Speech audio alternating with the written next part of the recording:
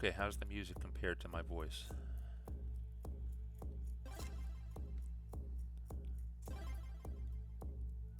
And here comes the raid.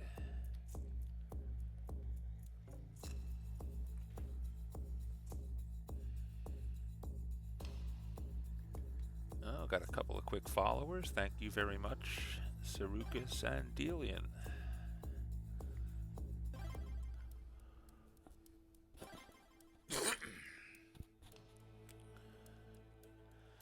And thank you, Shy Red, for rating. How's everybody doing today?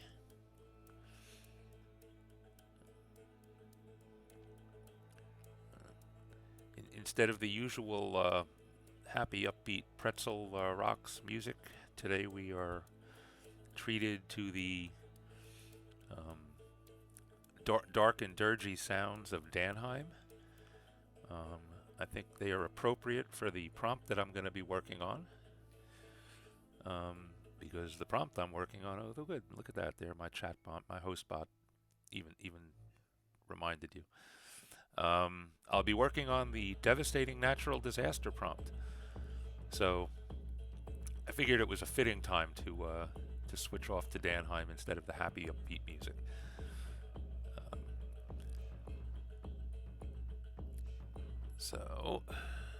And Quirillon's following too. Excellent. Thank you all. When I started this stream, I was 21 shy of affiliate. So the more the merrier. As far as the other affiliate requirements, I should have them all covered by the time this stream is done. So it's really body count at this point for me. So good morning, writer Greg. How are you? All right, let's get started. So we're going to hit, as I said, devastating natural disaster. So let me start by just a quick explanation. The world that I'm writing in and for here is the world is named Carterion. It is essentially being written as an RPG campaign, master campaign setting. It is the gameplay. I'm not just building campaign setting. I'm also getting into variations of some of the basic rules and setups, especially with regard to abilities of some of the various races and things like that. I am deriving everything off of the Pathfinder 2nd Edition Open Gaming License rule set. So that's not going to figure too heavily into what we're doing today, but I just wanted to give everybody background. But the world itself, the world has been around for about 20,000 years. It was created by various supernatural beings, and the people that live on it were created over a few thousand years' time by other various related supernatural beings. About 2,000 years ago, all the gods, there's rivals, obviously. There's always been rivalries between them and struggles and fights here and there. But 2,000 years ago, they all decided it was time to duke it out. The two of them chose up sides. I should say all of them, all but a few chose up sides. Big war in the heavens, and as these things tend to do, big war in the heavens spills over to the world itself, with all of the various followers of each of the gods, advancing their god's cause.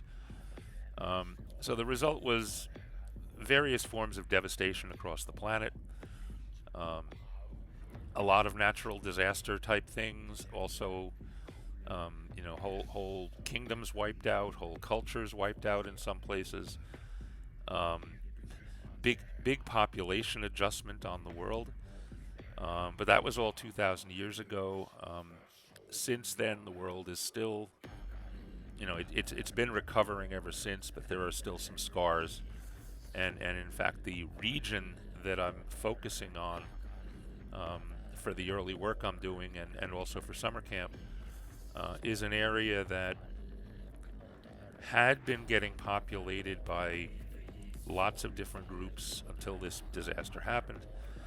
Then, basically, by the time the Great Strife, as I call it, was over, the only people left in the area were the elves and the fey creatures that lived in the forest that had been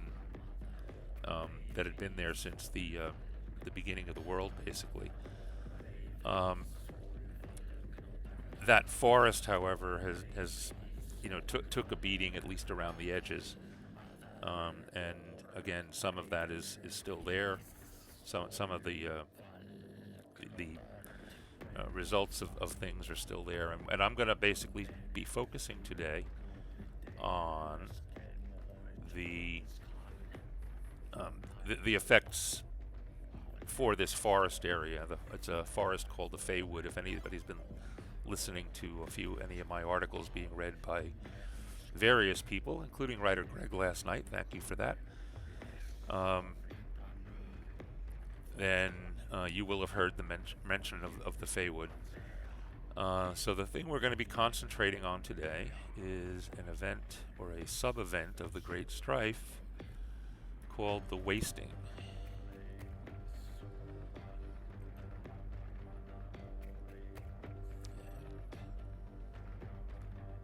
Did that autosave when I changed the title? How about that? Is that a new feature? So before we really get started, let's see if there's anything interesting in the chat. Yes, good morning, writer Greg. Yes, I mentioned body count. Yeah, that's a whole other genre. All right, so let's get started. Those of you who have followed my streams before know that I kind of have a method to my madness here as I start these new ones. I haven't done anything with metaphysical law prompt yet, or template yet. So the first thing I will want to do is something I always do, and that is I'll skip the vignette for the moment. But what I want to do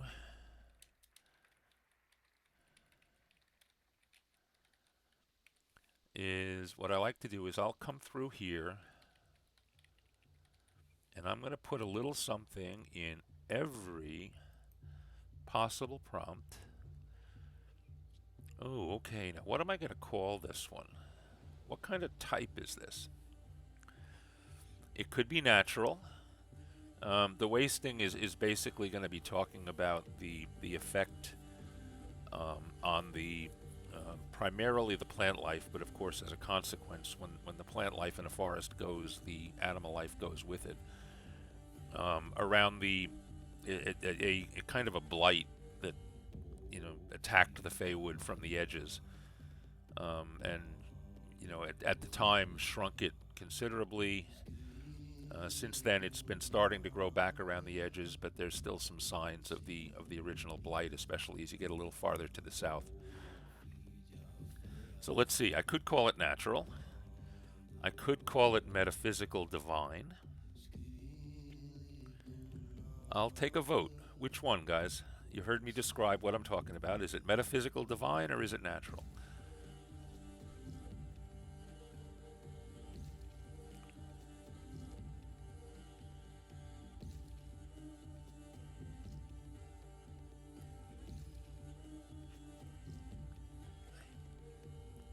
I hate the fact that I don't know if it's my ISP or whatever, but I have about a full minute delay between what I see in chat when you write it and when I see it.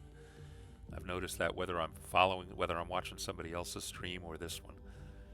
So if we end up with some dead time periods, that's what it is. I'm waiting for things to show up. You know what? I'm going to call it metaphysical divine for the moment. I can always come back and change that. Let's see what that looks like. So what else is in this prompt? There's really no other sections. Look at that. This is going to be a quick and easy one. The reason I do this is so that I can quickly come over here and hit the preview, because I like to see what's going to show up in the main body and what's going to show up in the sidebar. Okay, so type ends up in the sidebar.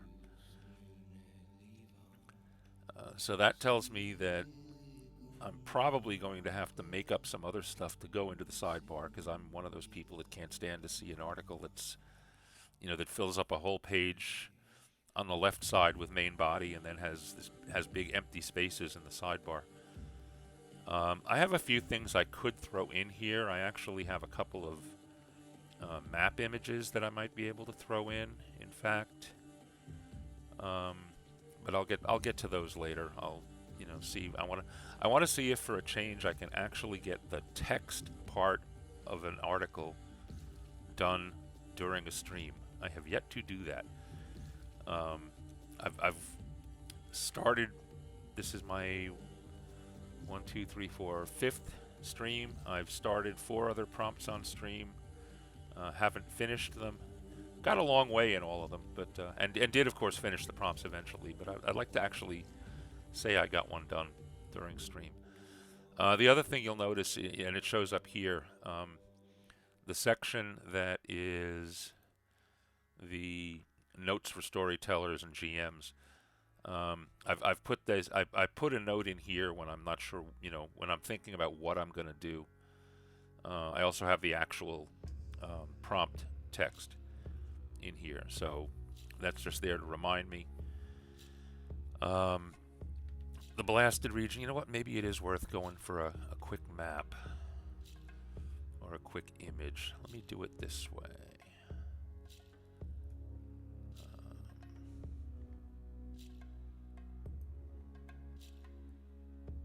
If I come over to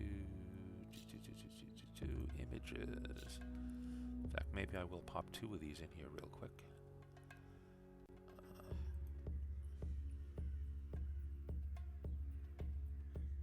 Because I think I have them all in here. Maps. I've got a couple of world maps. Unfortunately, I can't see which is which here. What I'm looking for, I've actually got 4 different ages of maps. So let's see if I can find the one I'm looking for. Okay, that's the after.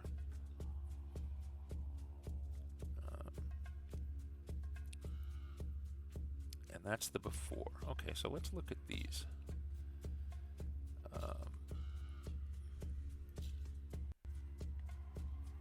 Let's get this over onto the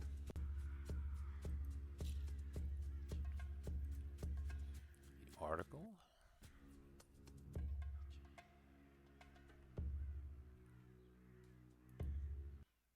This time, let's open this up as its own window. Come on. Thank you. Or its own tab, I should say.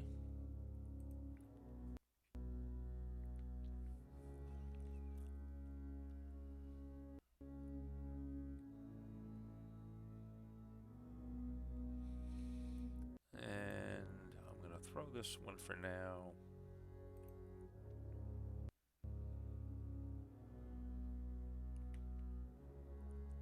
Oh, we're having great performance today. That's going to be wonderful, isn't it?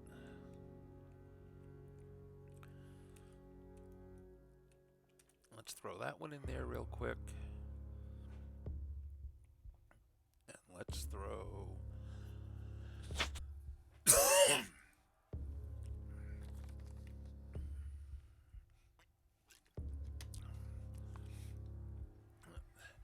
Today is yet another wonderful allergy day. I will apologize now for the coughing and wheezing and choking.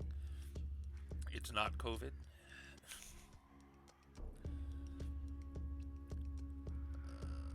Images and file.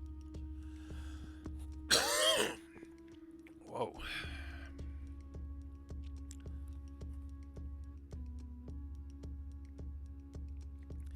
You all watched me hit the images and files button twice, right?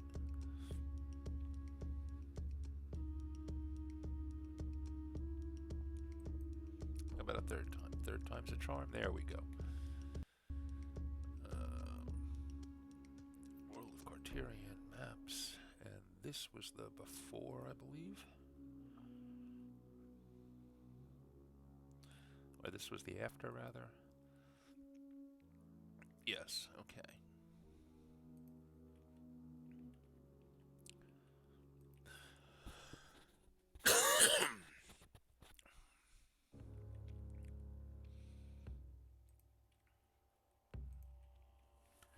So let's see what that does for us. I might move things around later, but and if I click on one of these now,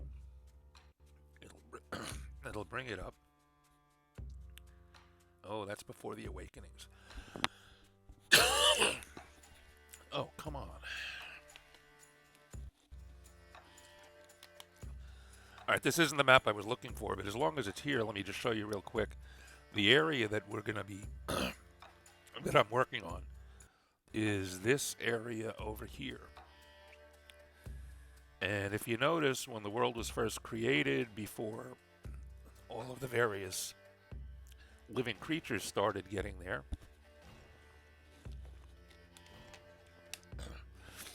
there were lots of trees and forests everywhere, and everything right up to the coast was pretty much forested. So that's not what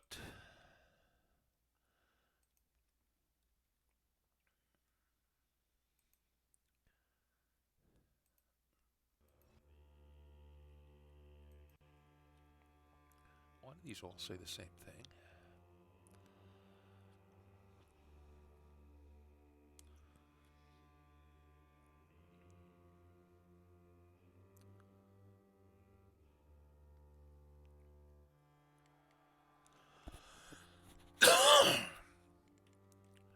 World of Carterian before. I wish I could see the rest of this.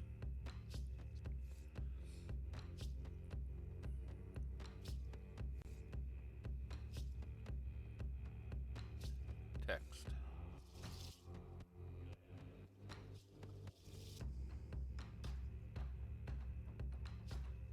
Because I'm having trouble finding the map I want.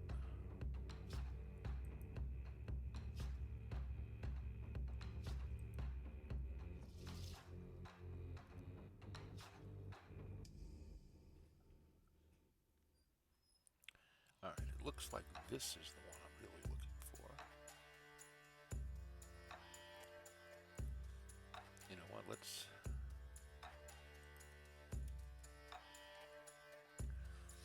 Nope, already got that one. Alright, let's do this way.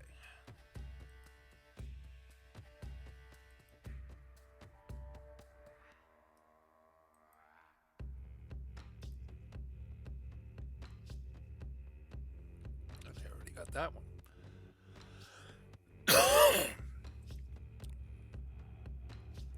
We're off to a wonderful start here, aren't we?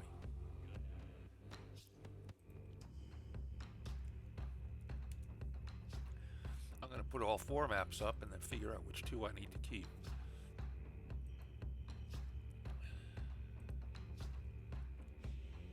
There we go. That's 4 different maps. Good.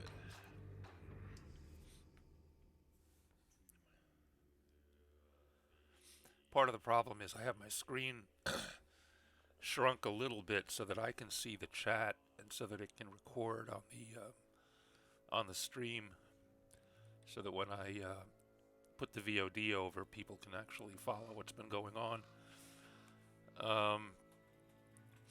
Let's see. Might as well catch up in the chat while we're here. eSongbird, thank you. I believe in you too. How many prompts have I finished? I've done 16. This is number 17. You've got a virtual meeting, so you'll be switching out and lurking. Excellent. It's one of the joys of working from home. You can actually do 2 things at once and not have other people know you're doing it. Let's see, I saved that, so I should be able to come over here and do this. And now I should see 4 maps, and that's the idea. Okay. This is the world just before the big war happened, and you'll notice, again, that the settled land has encroached on the forest up here along the corner edge. But other than that, the forest runs all the way down into this little neck, and it's well forested and everything down onto this peninsula as well. There's a big dwarven delve, by the way. Those of you who have heard my 2nd Artillery Brigade article, this mountain right here where my mouse pointer is right now that is the Lonely Delve, and that's where the that battalion is based. All right, so anyway, you can see this is the forest before the Great Strife, and this is the forest now. And you'll notice, first of all, there's been a bit of a change up here. There is a stripe of trees, another forest basically growing here, but there's an area in between where the grasslands and things like that have come back, but the trees have not. And down below, south of this lake, from there to down into the peninsula, is still, at best, some scraggly, scrappy grasses and, shrubs and bushes that are really having a hard time making it. So this area is still suffering from whatever it was that happened to it 2,000 years ago. The area on the neck of the peninsula itself actually sunk a little bit, and it's now kind of like a nasty marshland. And for my player opportunities, there's going to be all kinds of nasty things living there. A lot of the forestation around the Lonely Delve is gone. There's little bits of it coming back, but that this area is also populated. You got dwarves on the inside of the mountain and all kinds of nasties on the outside of the mountain. So let's see. Writer Greg says, lurking while working from home, checking email, hoping to bump up average view count, I hope. Yes, thank you for that. I try to do the same thing. Terrible nasty marshes are great D&D areas. Yes, they are. There's actually one in the middle of the forest as well, which will be the first one my players get to encounter. But that one's a little lower key because at least the elves, like I said, never got wiped out from here. Everybody else that had started to come into the region did, but the elves did not. And the Fey creatures did not, so they were all still there. And they're doing their best to try to regrow the forest, but at the same time now they're starting to run into the humans and those obnoxious humans and everybody else like that that comes in and tries to take over and all that kind of good stuff.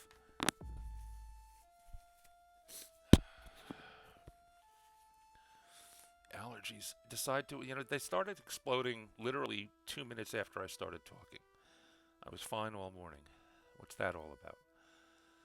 All right, so that's anyway what we're looking at, and we're going to focus mainly on that little ugly gray area there. When we talk about effects and things like that. Although there'll be a little bit of lip service to what happened up north. Like I said, the up north area at least is recovering a little bit. So I'm going to do something a little different this time, and I'm going to do the vignette afterward, since that is kind of like a summary or an abstract.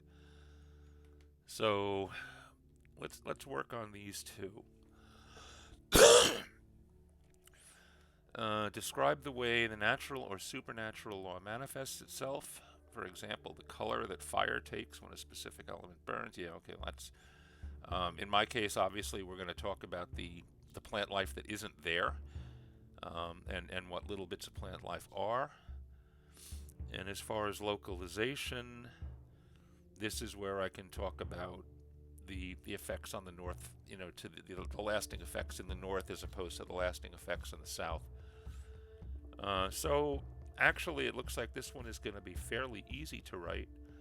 And with that in mind, is anybody else here actually working?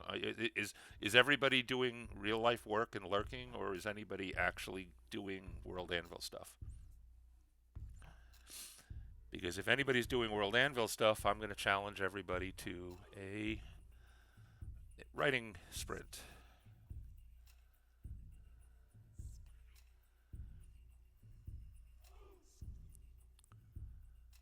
Okay, so Delian, you're kind of working. you're kind of anviling, I should say. Writer Greg is working. Songbird is working.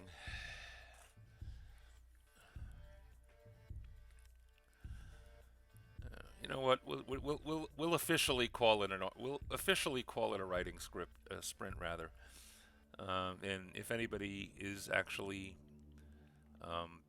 playing along and writing, you can take advantage of it. And if not, it's going to get me 10 minutes, because that's how long we're going to do this, of writing time. And I will keep checking the chat as I go as well, so it won't be 10 minutes of silence. Is the music still holding up? By the way, the way I'm set up to avoid horrible echoing and nasty stuff like that, your background music is being played through my desktop audio, which I have to turn all the way down so that my microphone doesn't pick it up and send it back to you 30 seconds or a minute later. So I can't hear it at all. So if it stops, oh, by the way, I also warn you, I do not have a Prime YouTube account. So if an ad pops up for a few seconds, my apologies. It's one of the things you have to live with, I guess, with YouTube. If the music disappears or falls off or whatever, somebody give me a shout in the chat, please, and then I can jump over to OBS and see what's going on and fix it. But in the meantime, I have to simply trust that it's playing. At least it looks like I finally got my HostBot fixed up. That's actually working well, so I'm happy with that. All right, so 10-minute writing sprint starting as soon as I can get my phone timer going. Starting now. Okay.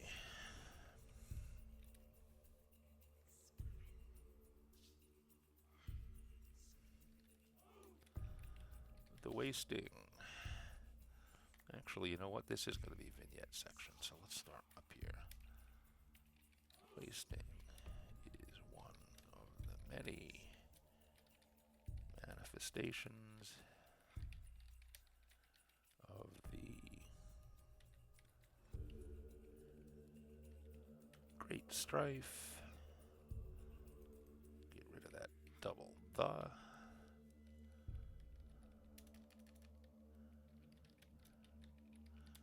God War that occurred 2,200 years ago. Writer Greg, you were actually talking last night about 2,200 years being a very, very long time.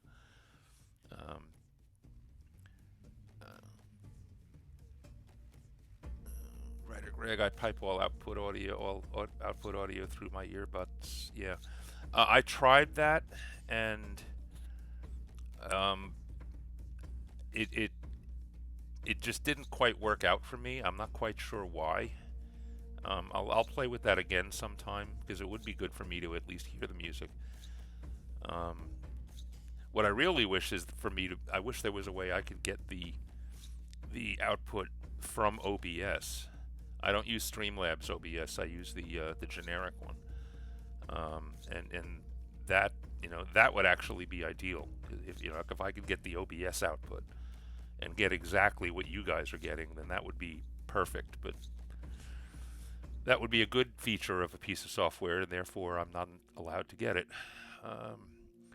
So the wasting is one of the many manifestations of the Great Strife, the God War that occurred 2,200 years ago.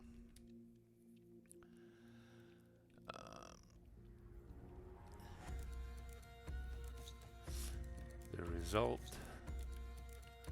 of a blight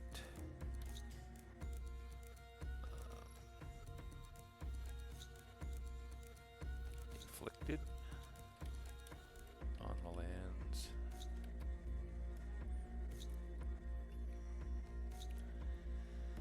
by whom? The gods themselves, the followers of the gods. I'll come back and figure that out.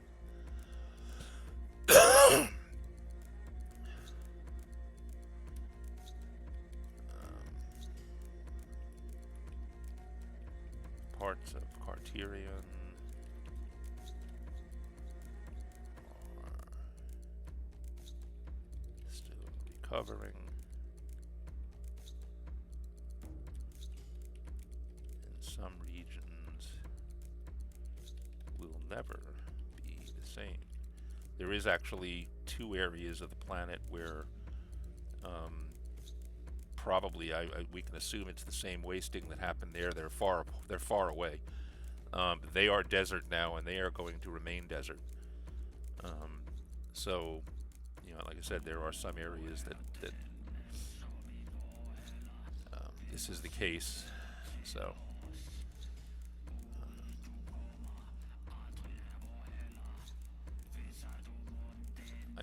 I don't like 2-sentence paragraphs, but we're going to go with it.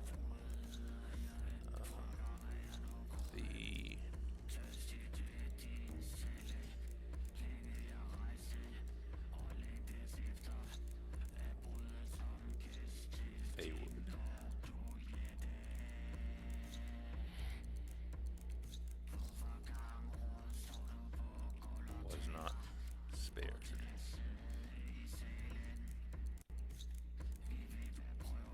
The devastation.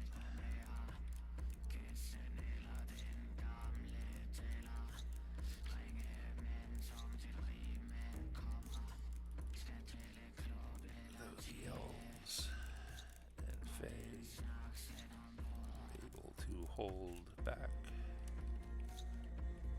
the worst effects of light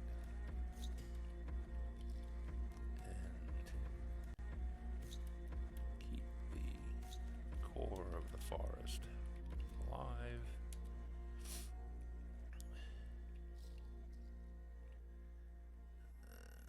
The blight, the wasting. We'll go back to calling it the wasting here.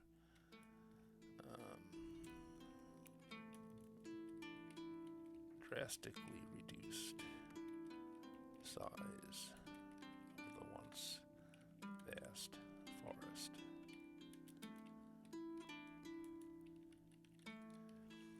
Recently, the forest has begun to reclaim some of the land that it once occupied,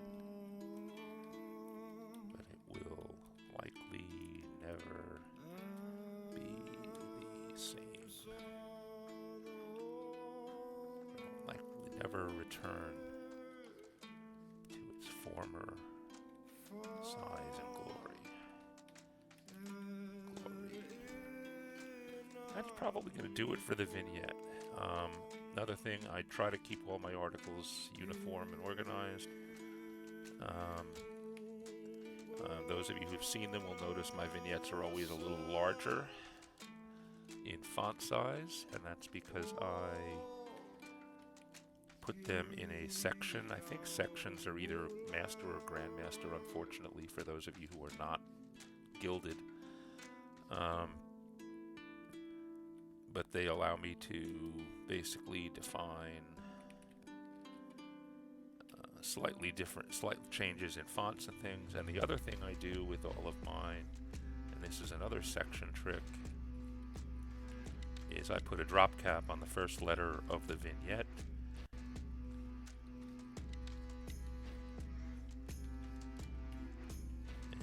And I do that way.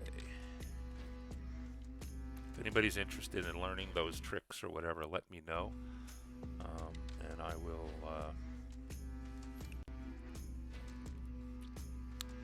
talk about it or DM you or whatever. Okay, so we got that done. So now we can move into manifestation.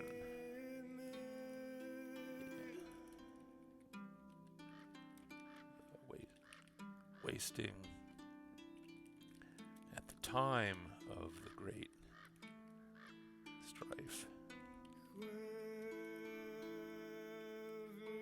were to attack mainly the trees of the Feywood. Trees died, trunks rotted, and the land since other growth also affected. The land became barren.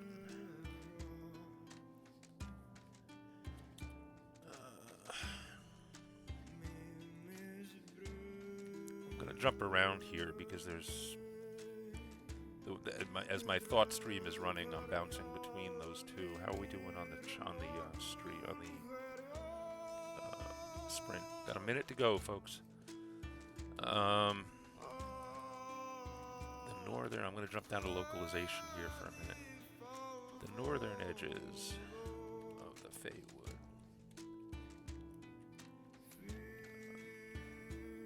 Actually, let's start with this.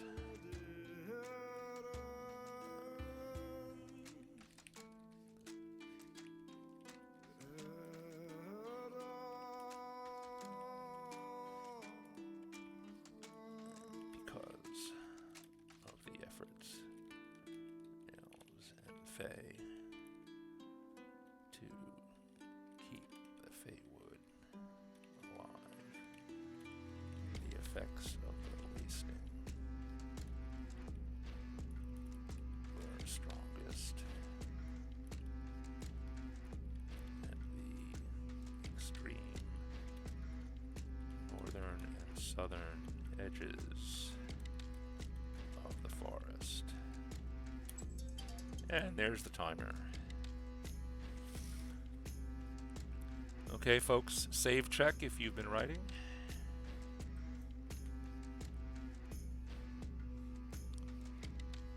And let's see how we did word-wise. Look at that, I got 257 words already. Yay.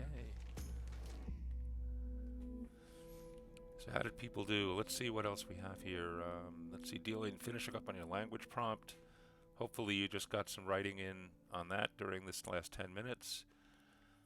Writer Greg, I use Pretzel Rocks, so it doesn't have ads. Yeah, I use Pretzel Rocks most of the time, and most of my streams will, because it's the easiest one to set up, and it's good, happy, good background music. But as I said at the beginning of this one, I'm talking about a horrible, devastating event. So I figured there was nothing more fitting for a horrible, devastating event than Viking funeral dirge music. So it helps kind of put everybody in the mood. Let's see, making my articles look nice is a realm I need to study more. BB code, CSS pictures.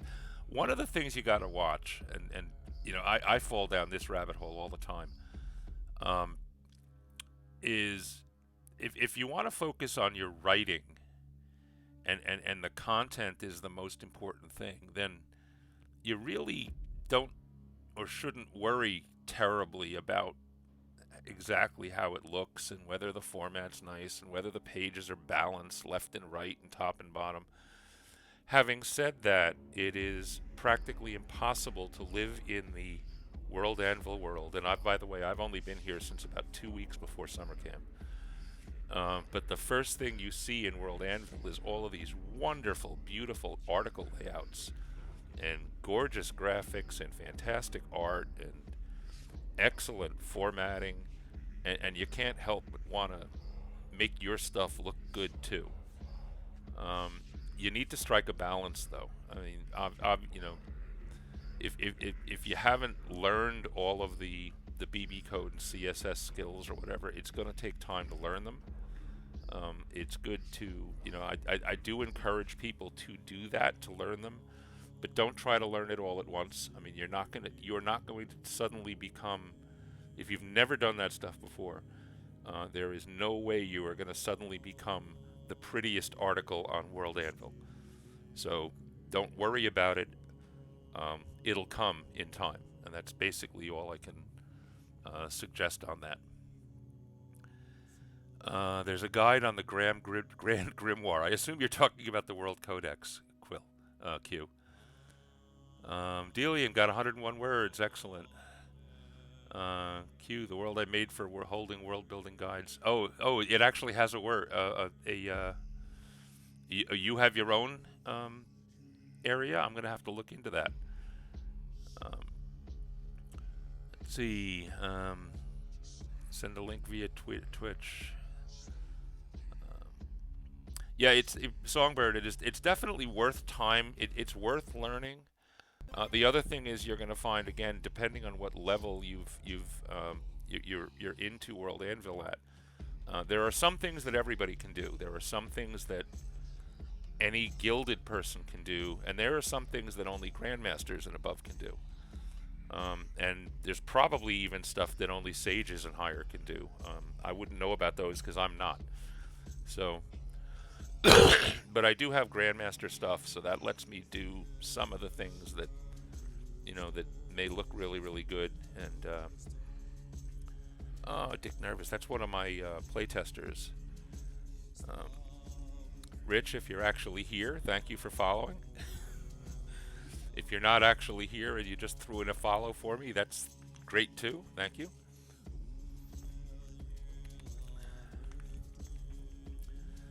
Oh, there he is. Okay. All right, so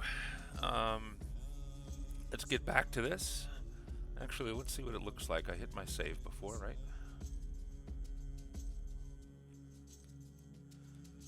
I sent a message on my game playtester Discord this morning. I've got 3 different playtest groups that are starting to actually adventure in this world, and I sent them a little message telling them that I was, that I would be streaming, and followed it up with something like, "This has been a public service from your supreme being. Ignore at your peril." So hopefully I'll get a few of them to throw follows in today too.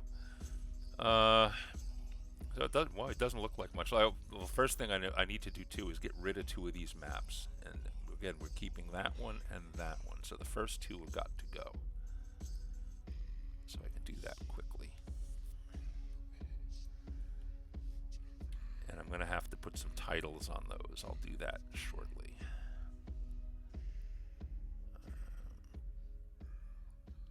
Let's see, 512 and 661. And in fact, let's do that here. Here's 512. That's not what I wanted to do. I wanted to do that. And I'm going to give this a title. Before the Great Strife. And I want to give this one a title.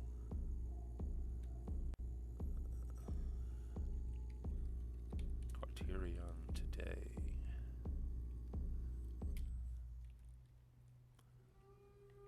And I'll get to titles on the other one shortly. Let's see what it looks like now. Oh, look at that, and there's the titles, yay. So, Before the Great Strife, Criterion Today. Got my drop cap in there. I just need to come up with something here, again, to decide whether this was followers of a particular god or the gods themselves. I'll get to that before I publish this thing finally. The effects of the wasting. Let's get back to the writing now.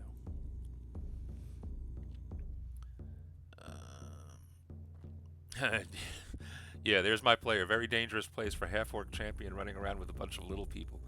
I've got 3 play groups going right now, though. The one that that Dick Nervous is part of, he is a half-orc champion.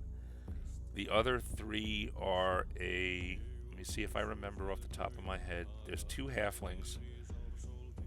A halfling druid, a halfling... what's the other one? I think it's two halflings and a goblin. So you got this big oversized former gladiator guy running around with three little people that are less than half his size. They keep joking about rigging a saddle, some sort of saddle rig onto his backpack so that they don't have to walk everywhere. They can just ride him. So, but it's fun. They survived their first encounters. So, and halfling, we go halfling druid, goblin tinkerer, and a halfling bard. If you look at that, he's also the only one that when they meet the big bad guy, he's the only one that actually gets to stand toe to toe with him. So you got all these little guys on the side yelling, "Go, hit him, yay!" But it's fun. So let's see. The other thing I can do at this point, since I know what I'm doing, is I can take that out of there, so that'll disappear.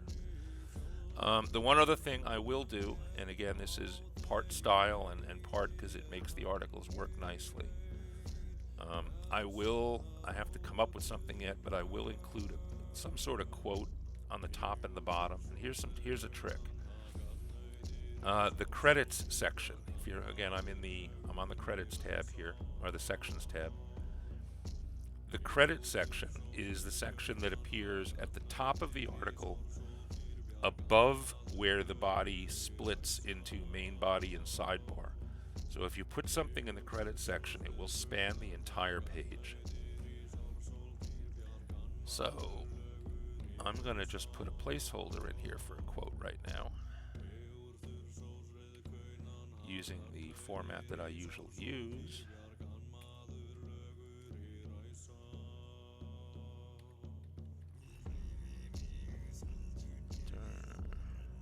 Vertical bar author.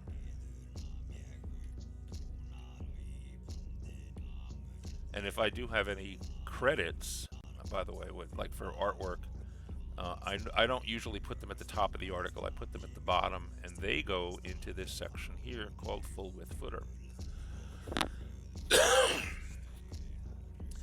So I usually try to end with a quote there as well, just to kind of block or bracket off the whole thing. But I will also then include any, like I said, real credits, maps, drawn with,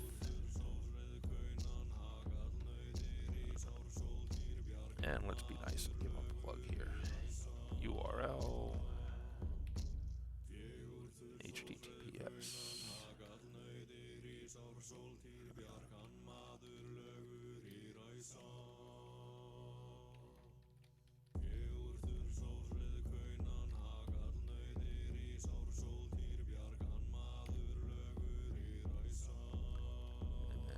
Tells people what the maps were drawn with. Actually, what I had done, I had been using a product before, Incarnate, called Campaign Cartographer, and the original maps were drawn in that. But when I switched over to Incarnate, the first thing I did was basically imported my old world map into Incarnate and overdrew it entirely because I like the styling much better. I really like Incarnate as a region or world mapping software. I go to Dungeon Fog for battle map level stuff in case anybody's interested, and I can't wait for Project Deos to come out to unify all my mapping needs and all my world building needs under a single roof. I think that's going to be a lot of fun for everybody. Alright, so let's see. Having done that, let's see what things are going to look like now. We'll see how this article starts to come together style-wise. Refresh the screen. I missed a close bracket, didn't I? That's one of the nice things about BB code and all this stuff. You find out real quick when you messed up something. So there's something in that first quote that I forgot. What did I know what I forgot.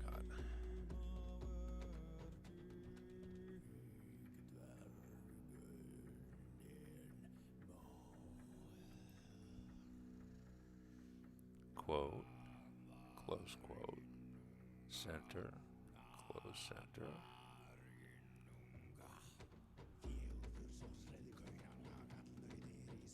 No, I don't know what I forgot. Oh. How about that?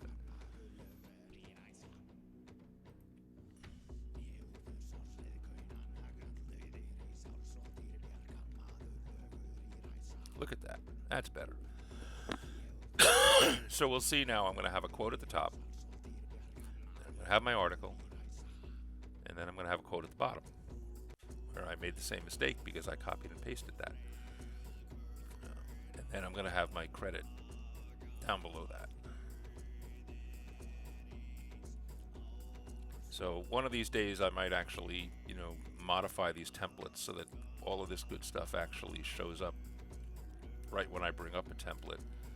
But since that wouldn't work for summer camp, that's one of the things to put on the long-term to-do list.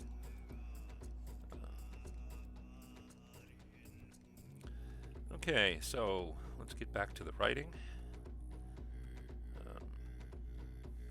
Do a quick catch-up here.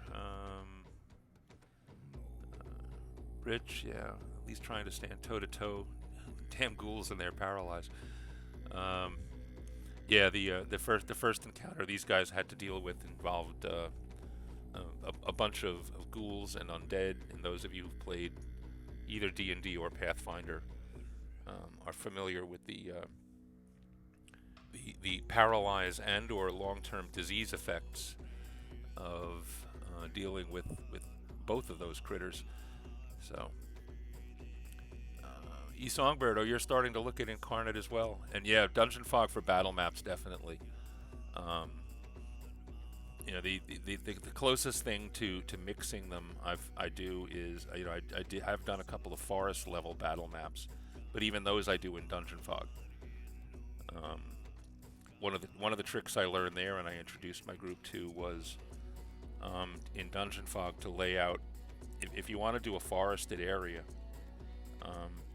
And you have to deal with things like, cover for hiding and sneaking and whatever. The first thing I do is go in and put in all the tree trunks on the ground. And then after all the tree trunks are in, I'll pull up the tree asset and knock its transparency down to about 30%.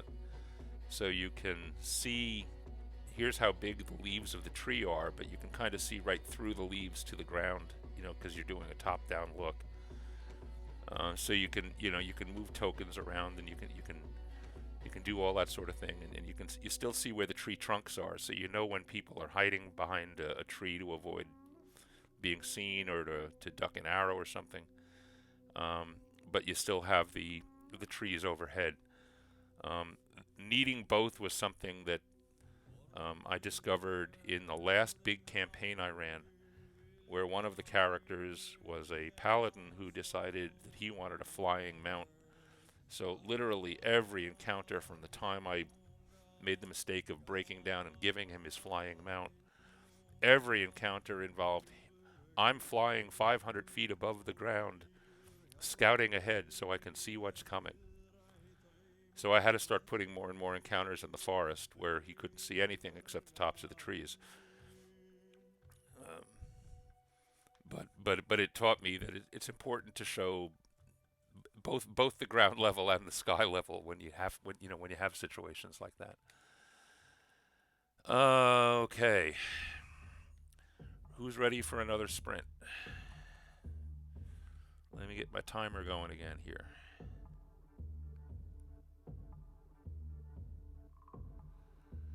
Let's see, what time is it? 10:30. Oh, we got a long ways. I got an hour and a half to go on this. All right, let's do another 10-minute sprint. Ready? Go. You guys, the efforts of the elves and Fae to keep the Feywood alive. The effects of the wasting are strongest at the extreme northern and southern edges of the forest, the northern edges of the Feywood.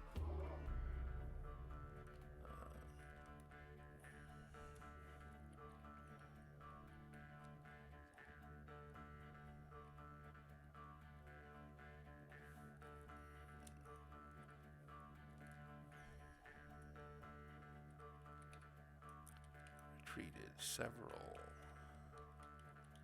hundred miles from the northern coast.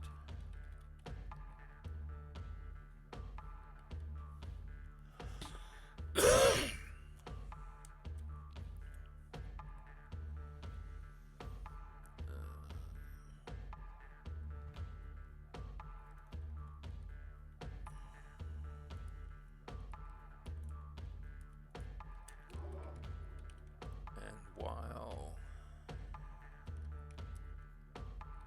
much of the affected land is now more productive than it was immediately after the wasting.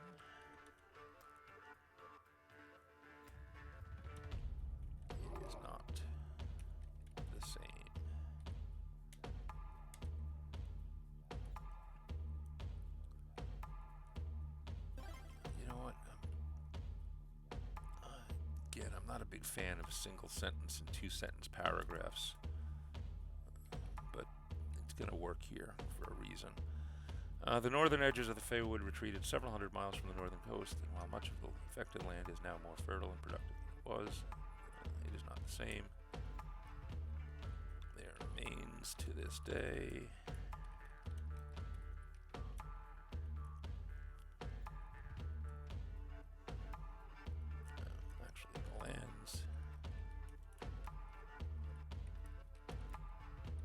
nearest the coast today, the lands nearest the coast are being farmed. The farmers and herdsmen there find it difficult coax life out of the ground.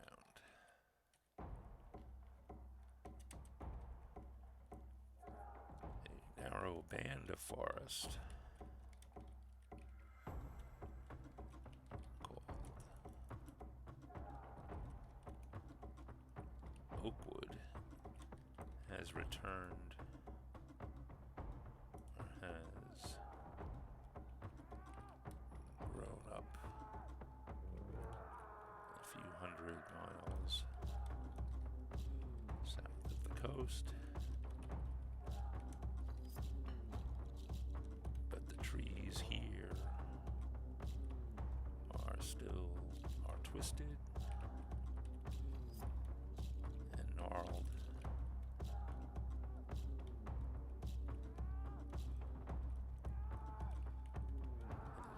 Still struggle to grow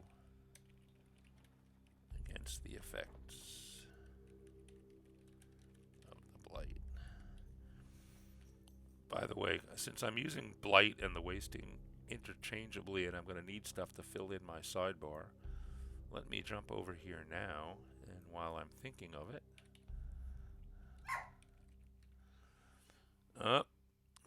I don't know if anybody else can hear that, but it's time for me to pay puppy tax. Or actually time for my wife to pay puppy tax. Alternate names. The blight.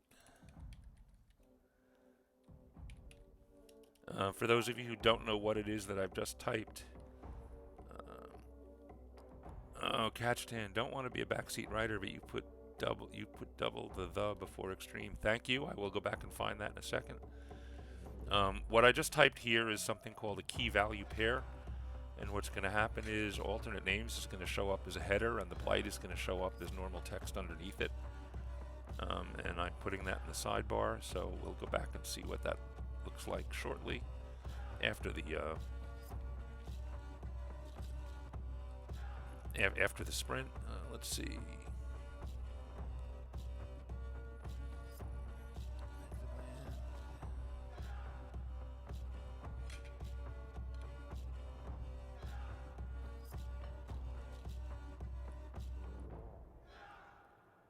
Seeing it. Was it here or was it in a different section?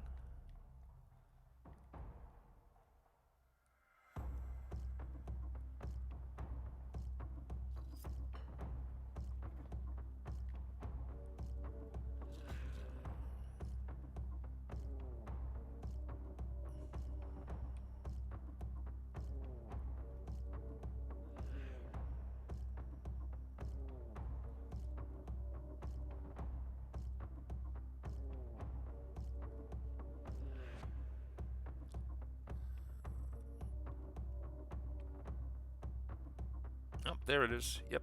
Thank you.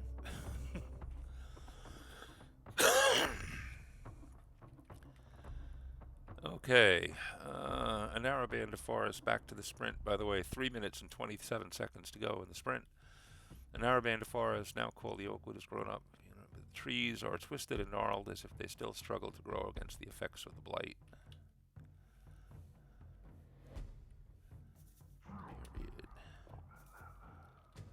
The land between the oakwood and what is now the northern edge of the Feywood also continues to suffer the effects of the wasting. Here, the grasses and shrubs have returned, but the trees have not. Only a few small pockets of woodland can be found, and even trees planted by farmers struggle against whatever remains in the earth.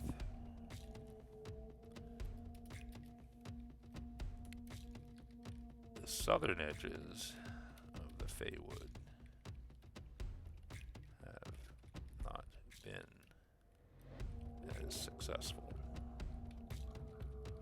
in returning to their original glory.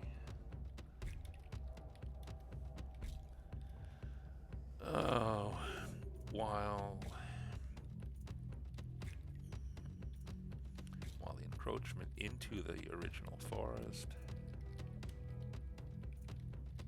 is not as severe, the land that was lost to the wasting over 2,000 years ago remains lost,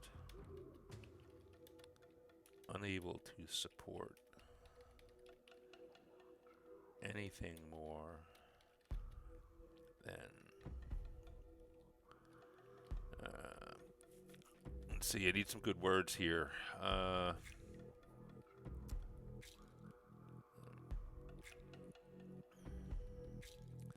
Scraggly isn't really a word, is it?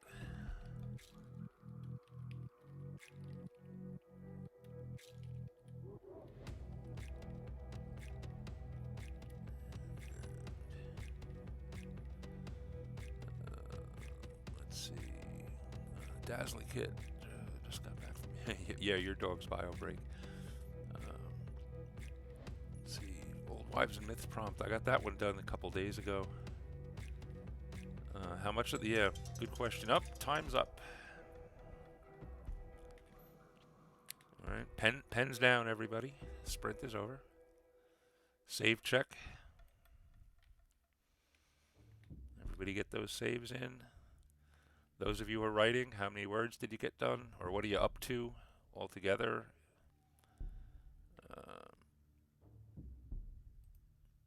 Let's see, I'm at 473 now. Okay, so I'm at least submittable.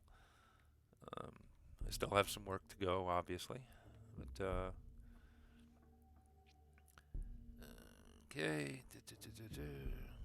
Oh, do you write the whole or add quotes? Yeah, well, it depends on what the myth is. I mean, if you're doing a large myth or legend, you probably don't want to write the whole thing in that prompt, because the point, and this happened in a couple of them. This is true of like the document prompt and a few of the others. The articles and the prompts that are based on them aren't really asking for well, in some cases they are, but like if you look at the template that they are asking you to use for, let's say, the document, or even for the myth and legend, the template isn't designed for the myth or legend itself. It's designed to talk about the myth and legend. There's sections in there like, is it still believed? Are there variations of it? Has it been told? How long has it been told? That sort of thing. So the article itself is almost metadata about the myth or legend itself. Now, you can't do that without including at least bits and pieces of it, or at least summarizing it. But my advice personally is if you want to write the whole myth and you think it's going to be huge, or if you think it's big enough to be an article just by itself, I would use the prose template to create the myth, and then link it into the about the myth metadata article that you submit for camp. You can link it in. You can take excerpts to quote, for quotes or that sort of thing. But that might be your best bet again. If it's something long. If it's a short one, mine, for example, was I used the old wives' tale approach, and it basically narrows down to a sentence or two. The myth. And that myth was, if you want to keep the fae from bothering you, you need to wear your clothes inside out. That's the whole myth. So I'm not going to put that in a separate article. That was easy enough to just state in the submitted prompt article and go on from there. But I could see, like especially anybody who's doing a long, drawn-out conspiracy theory. Anybody who's doing a large, a true myth of events that happened in your world, or that may or may not have happened anyway in your world. Like I said, if you think it's going to be a long story, I would put the story in another article, and then either definitely link it and probably reference and at least excerpt it or reference it. But that's just my suggestion. You can play with that or use it as a suggestion. Okay, so where are we? Everybody saved, I hope. Let's see what this is looking like now. Now I'm hoping that the balance is going to be a little bit better. All right. Oh, right now, if I stop right now, I'm perfect. Unfortunately, I won't be stopping right now. I have to get something in here on the wasting. You'll notice that key value pair I put in the sidebar. There it is. Alternate names, the blight. I'll probably end up making up something else to put in there. Maybe, in fact, just because of the way these things work, I might just put a summary of the effects. Trees won't grow, plants are stunted, that sort of thing. And I'm going to have to come up with some good quotes for the top and bottom of this. I'll have to think about that. But I have some good setups for my quotes already. The discussion up here, for example, or that I had put in the Northern Edge section, it talks about, there's a wide strip of land now where the it's being farmed, but the farms aren't necessarily the most productive in the world, or even better, the area in between the oak wood and the fay wood, where trees are really struggling to grow. Maybe a quote from a farmer who, after several attempts at planting an apple tree, is finally giving up. Um, that might be a way to go as an introductory quote. And then as a final quote, what I'm probably going to do is quote at one of the elder elves that lived in the forest. I mean, they're not old enough to have lived through the actual strife, but elves in this world live in the six to 900 year range. So an elf's grandfather could very well have been around before the blight struck. So I might use a quote there of one of the elf elders telling about the glory of the forest before, or something like that. I'll come up with something good there, I'm sure. Okay, so what else? Oh, Dazzly Cat. Legendary Journeys of Kermie Topwater. Legendary grunge hero. Johnny Appleseed just jumped into my head. Yeah, like I said, I think I think that's the route I'm going to go. I think I like the idea of the farmer who can't get a tree to grow, just complaining to another farmer. So I need to finish up a little bit more here on the localization at the south. Unable to sport any more than scraggly patches of grass and a stunted thorny shrub or two. Most of the land is barren, rocky, and gray.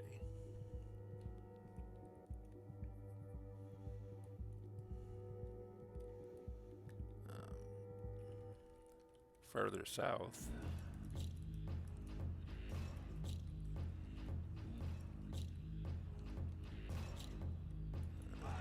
the narrow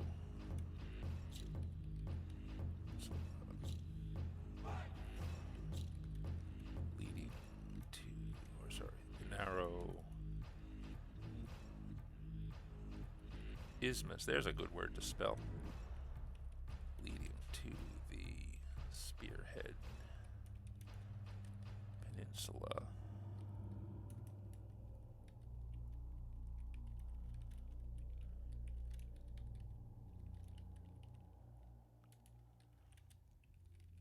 Where the dwarven lonely delve stands.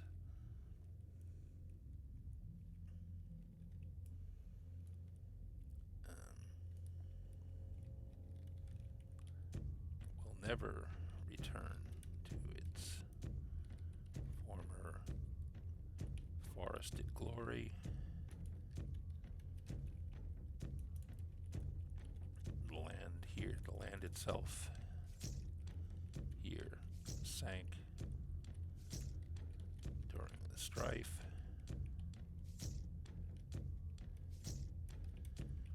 It is now a brackish swamp.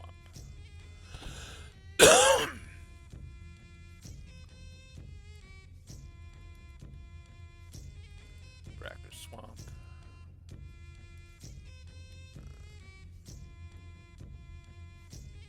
The haven for numerous dark and dangerous creatures.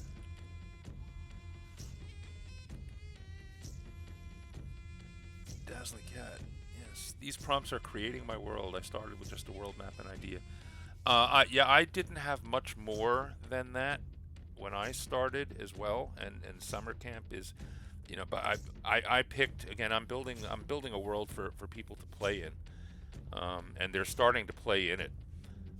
So I'm trying to focus everything that I do as much as possible around this area called the Feywood, because that's where my adventure teams are all starting out. But I'm finding summer camp so far to let's put it this way: every article I've written is certainly going to end up in the permanent lore of the world, and all but about 2 or 3 of them will be immediately applicable to the stuff that I'm working on and the stuff that my players are going to see. And those 2 or 3 that aren't immediate, that's the next big area they're going to. Again, anybody that's following my stuff, the Seafarer Dwarves, I can't wait to get to the point where I'm going to really fully flesh them out and build out their world and their adventures and everything. And that's on the calendar for after I get the Feywood settled. So who knows, that next year's summer camp may be a whole summer full of Seafarer Dwarves. Okay, so anyway, further south, the narrow isthmus leading spirit. That's probably good enough for localization. And as far as manifestation, let's see, the effects of the wasting at the time of the Great Strife were to attack mainly the trees of the Feywood. You know what? Actually, we're going to say this. The flora attack all forms of flora wherever it's spread.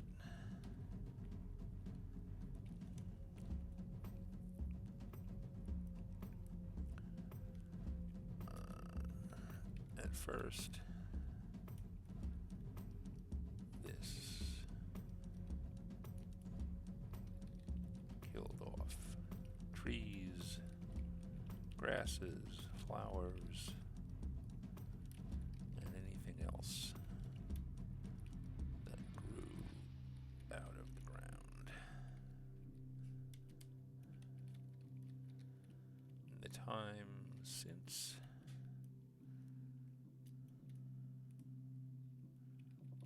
the wasting occurred,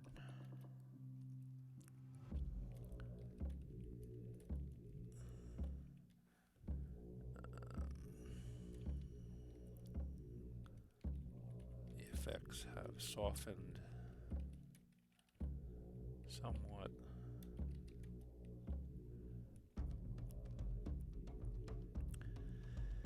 But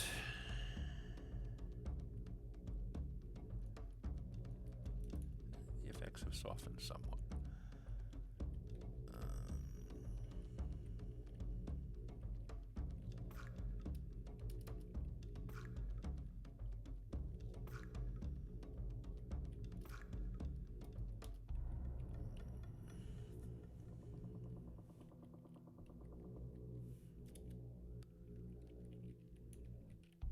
Grasses seem to be the most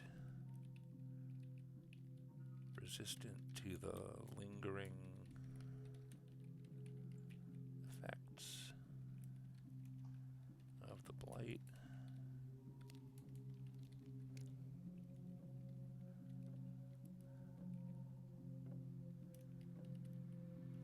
Trees are most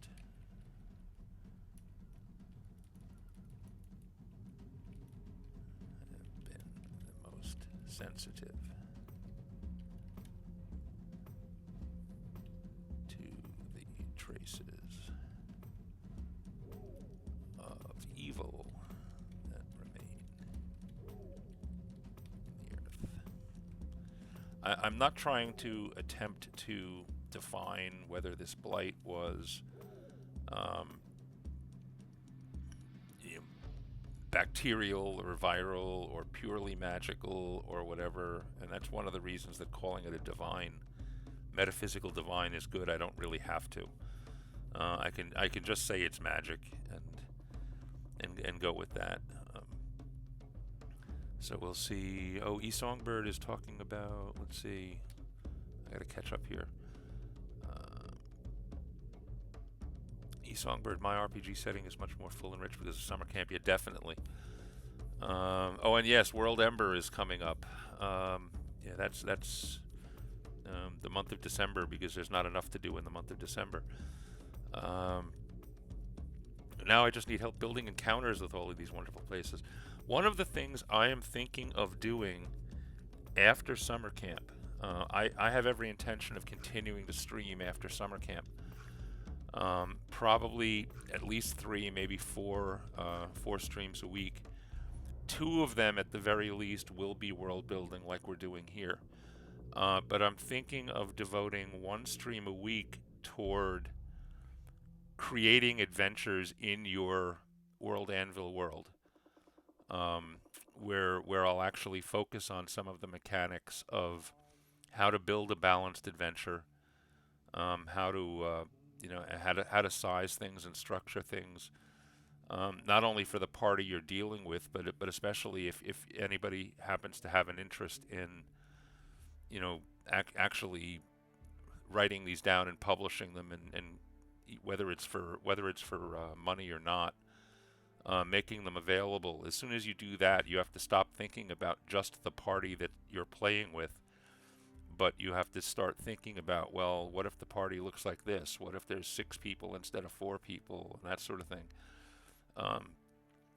So covering those sorts of topics in a stream sequence.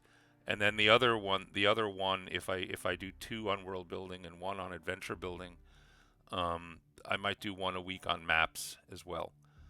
Now that that's not none of this is etched in stone. I haven't completely finalized things, but that's one thing I am thinking of doing. So who knows, Song? Maybe I can give you some help with some of that adventure creating or encounter creating. Then Song, you mentioned World Ember coming up in November, December. Is it November through December, or it is December? I think it's announced around U.S. Thanksgiving time. And then while everybody else in the world is running around doing Christmas shopping, we're all sitting here trying to get 10,000 words written or something like that.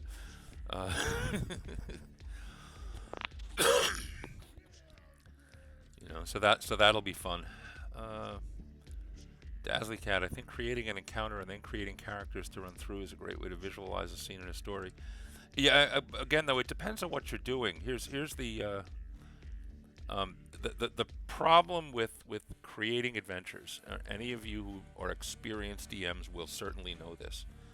And especially those of us who spend a lot of time building the background for the adventure, and then you set up the encounter, and in your head that this is things are a certain way because this is the way the world grew to that point, and all of that great stuff. And we all know that because we built it. And then the players come along and they ignore half of it. They figure out a way to get around a half of what's left. And then they just drill through about a quarter of the stuff that you spent, all your blood, sweat, and tears building. The first thing you need to develop is a thick enough skin to not let that get to you, because it's going to happen all the time. The best thing you can do though is this is a challenge.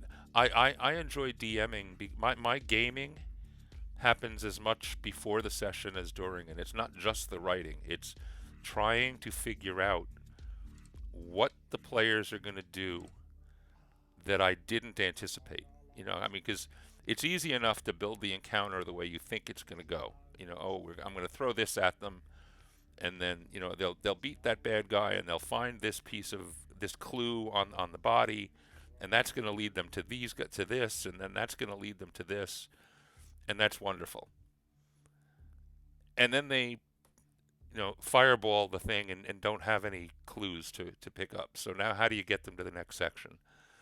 Or they find something else that you had just basically kind of put in as window dressing, and they suddenly decide that that's the most important clue in the world. Um, I mean, these things you have to try to guess what they're going to do, and no matter how much you try, I will also guarantee you that if you come up with 5 different ways that a player group might go through your adventure, they will find method number 6. All right, so all you can do is kind of look at it around the edges, and that's the real challenging part. And if you can be successful in anticipating the potentials, you don't want to cut them all off. All right, because one of the worst things for a player group is for them to realize they're being railroaded. You don't want to cut them off. You need to, like I said, try to anticipate some of the sides, figure out which ones you can have fun letting them run with, and then figure out how to finally bring them back into the area where they really need to go without them realizing that that's what you're doing. It takes time, it takes experience, it takes a lot of mishaps. I have had more than enough sessions. I had one session in my last campaign. It was a D&D second edition campaign. The fight was against a creature. Its name is eluding me right now. They're related to dragons, but they're not dragons. They don't have the intelligence. They don't do magic, but they're huge and they're big and they're nasty. And because of the luck of the dice, the paladin that I mentioned before on his flying mount flew up to this thing, and we were using a critical hit system with a if you scored a natural 20, you got a critical hit, and once you did that, you rolled on another table, and there was a 1 in 100 chance on that other table that the critical hit would be an instant kill. Sure enough, what was supposed to be a not only long drawn out single battle, but a skirmish that resulted in retreats and then finding again and attacking, and basically an entire day's worth of campaigning around beating this thing. The paladin one-shotted it with his first arrow. Right?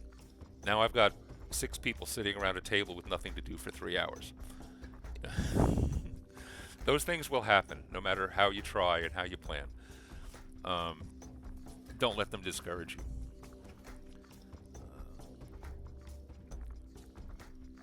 Who said so long as there's no script?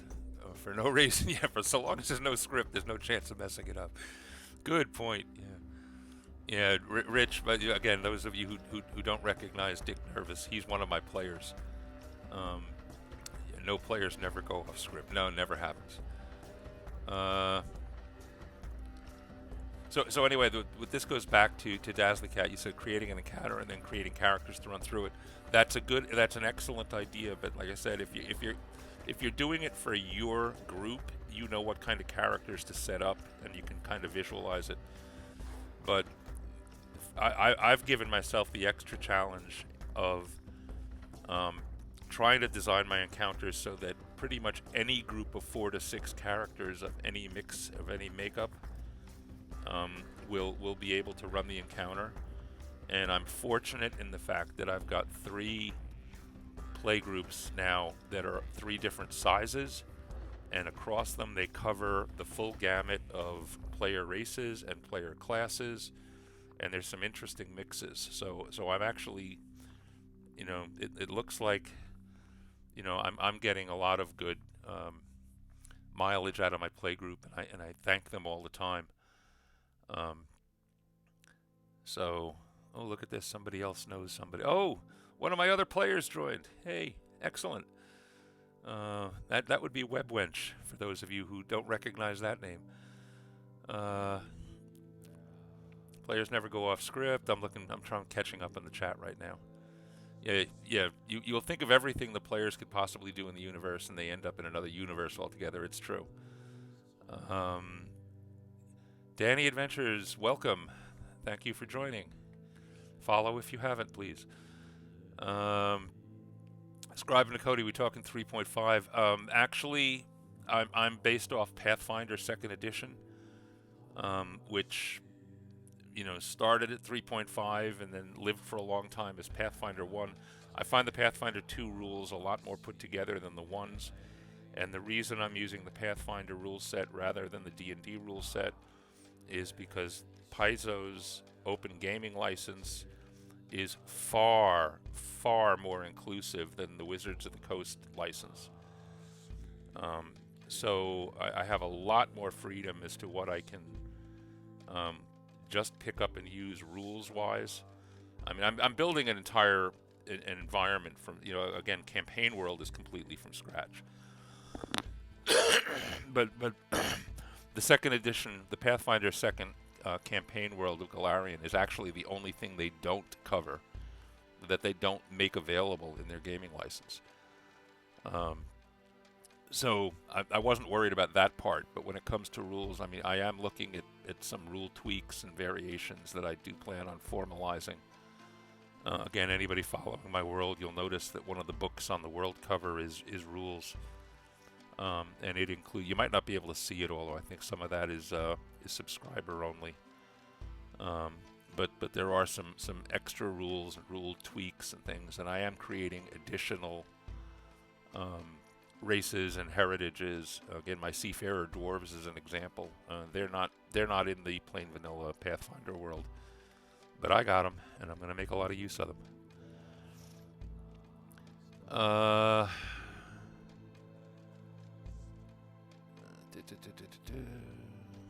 see. The magic holding the castle starts to vanish, and now it is a skill challenge to escape. But did I miss something at the start of that?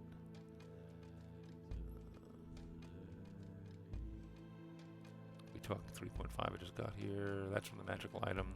Yeah, it has triggers and they will rise. Yeah. Yeah. Do I prefer RPGs with big focus on rules and mechanics or more narrative ones? Oh, tough question. I've played both. I've been in the Dungeons and Dragons like world since the chainmail rules. All right, dinosaur is in my name for a reason. Those of you who don't even know what the chainmail rules are, that was the rule set that Gary Gygax co-wrote before he created the first Dungeons and Dragons first edition basic game. Originally, it was a rule set for medieval tabletop miniature battling. And then him and his friends started throwing magic into it, and once that happened, then Dungeons and Dragons was born. The game and the style have gone through we need a few rules on how things work, and after that, it's all narrative. And there's been a back and forth between how much rule and how much narrative for 50 years now. 45 years, 50 years. There's advantages to both. I like having rules well defined so that you don't waste time at the table figuring out how to deal with the situation. All right, the more rules you have, the less time. Yeah, of course, somebody has to know that they're there, that the rules are there, but the more the rules cover, the less opportunity you have for disrupting the flow of a narrative by having to stop and do a long, ugly rule search, and then have a discussion about whether this rule applies or that rule applies, but it says this, but it doesn't say that. So yes, Scribe, it definitely depends on the group. If you have a group that's all well familiar with a rule set, then the rules. What happens is if everybody knows the rules really fade into the background, and now you can do all the narrative. Now you can focus on the narrative. If you have a group that's familiar with one rule set and you're playing them in another, you have to spend a little more time talking about rules. But I try to do as much of that up front and out of the narrative stream as possible. I actually spent 1 or 2 session zeros with my group because none of them were Pathfinder experienced. So, we went through a whole lot of this works this way, not the way you're used to. Um, to try to get it out of the way, because yeah, the biggest problem with rules, with lots of rules, is they disrupt the narrative flow. So if you have a good narrative going and something comes up and, well, I want to do this, can I do this? Well, I don't know, 20 minutes later you're still deciding whether or not an action's going to get done. It kind of kills the flow. Scribe, for me, I would love to do a rabbit hole campaign where the players fix a series of castles, managing 5 supply lines. The ultimate rabbit hole campaign that I want to run, I own and have never had the opportunity to run a pair of canned modules written by Gary Gygax as a challenge from his friends. D&D first edition rules for that game were high level characters, like 9th to 12th levels, and the 2 are called Dungeon Land and Beyond the Mirror. And they basically are the Alice in Wonderland setting. Like I said, I haven't had a chance to actually run them, but I certainly have looked through them. There are at least a dozen total party kills waiting in those 2 modules. All right, but there's also ways to get through them. So that one, not that I'd love to run that. It is literally a rabbit hole campaign because it starts with you falling down a rabbit hole. So how we doing here? This actually sounds like fun. My favorite game is Minecraft. Yeah, I do a lot of Minecraft too. Have you played Astroneer? I noticed Dimmy is starting to play Astroneer. I haven't played it yet. My machine can't. I'm waiting to upgrade my machine. But Astroneer is the first thing on my list for what to try to play with once I do. So, all right, Dazzly Cat, you got to go. Work has downloaded. Poor you. Enjoy your day. I'm sure I'll see you around here.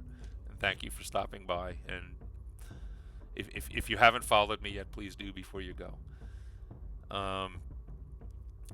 Okay, what are we doing here?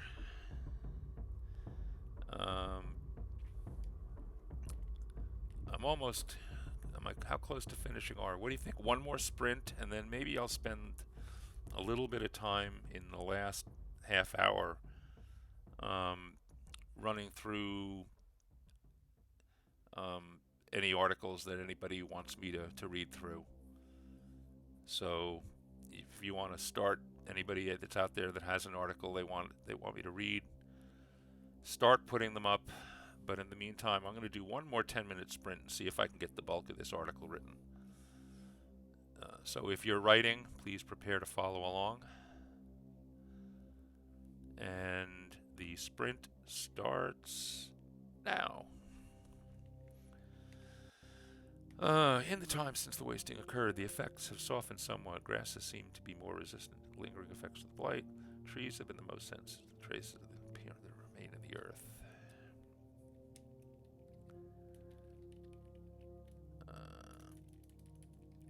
In the areas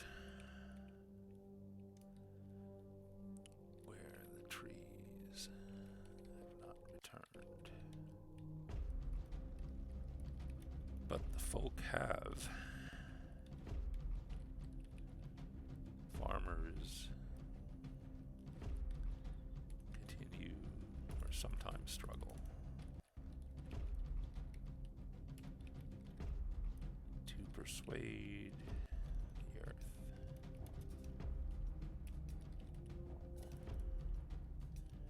to yield good crops.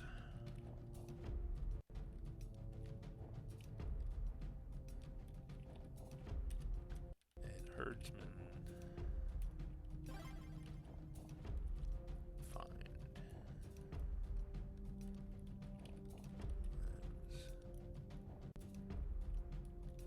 are not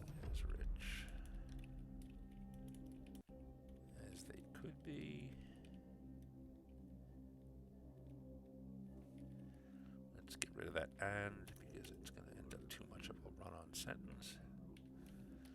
Herdsmen find the grass are not as rich as they could be.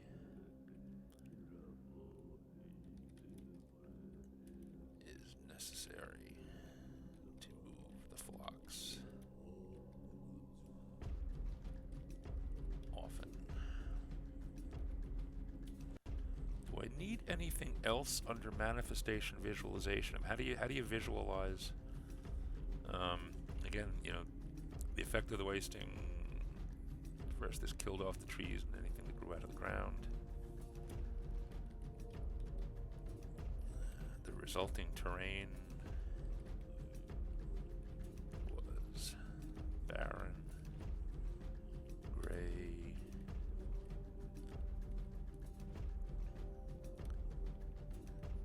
dusty.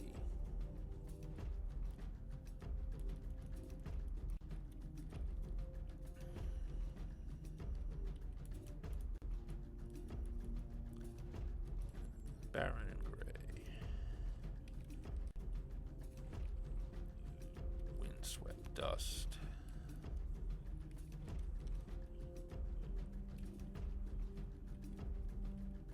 Windswept choking dust filled the air.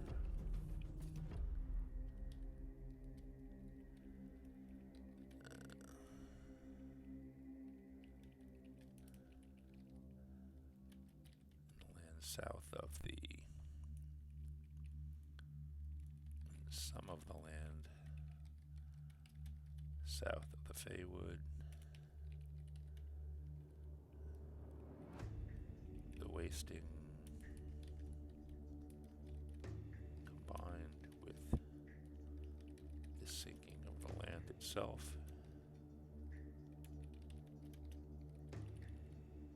to produce brackish, dangerous swamps.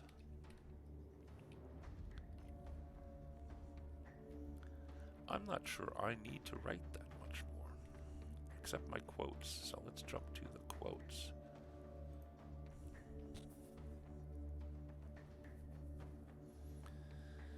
So,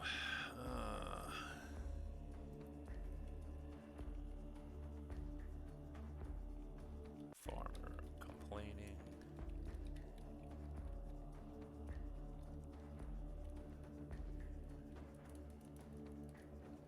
To a friend.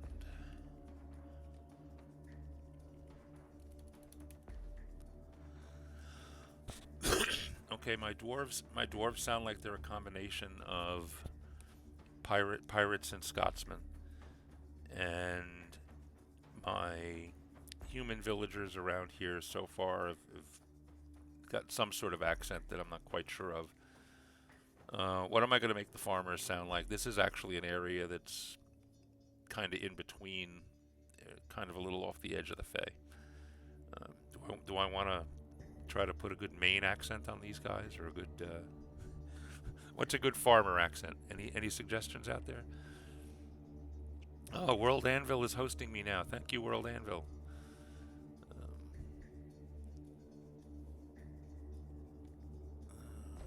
Let's see.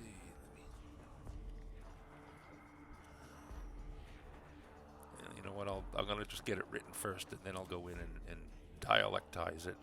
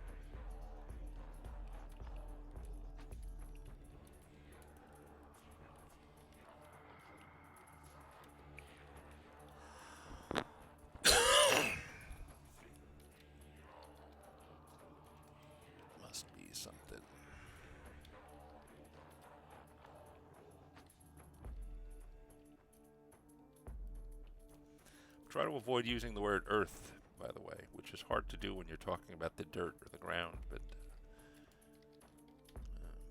the name of this planet isn't Earth, so. Oh, Kahuna, welcome. Thank you. Thank you for joining. Maybe Russian accent, Kajistan said. Well, that would be fun to try to do. Lots of farms in Kansas. Yes, there are. Yes, it's morning for me. It's still morning for me.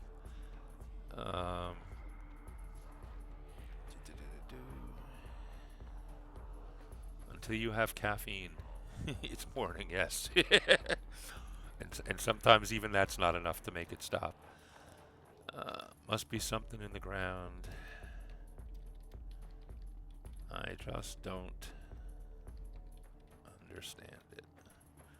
Let's see how that looks. I was talking about needing a good accent, and Kahuna shows up on screen on the stream chat. How fortunate could that be?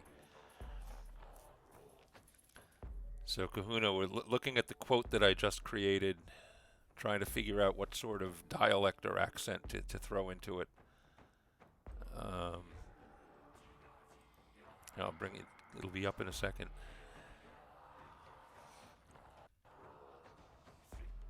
Come on. Thank you. There we go.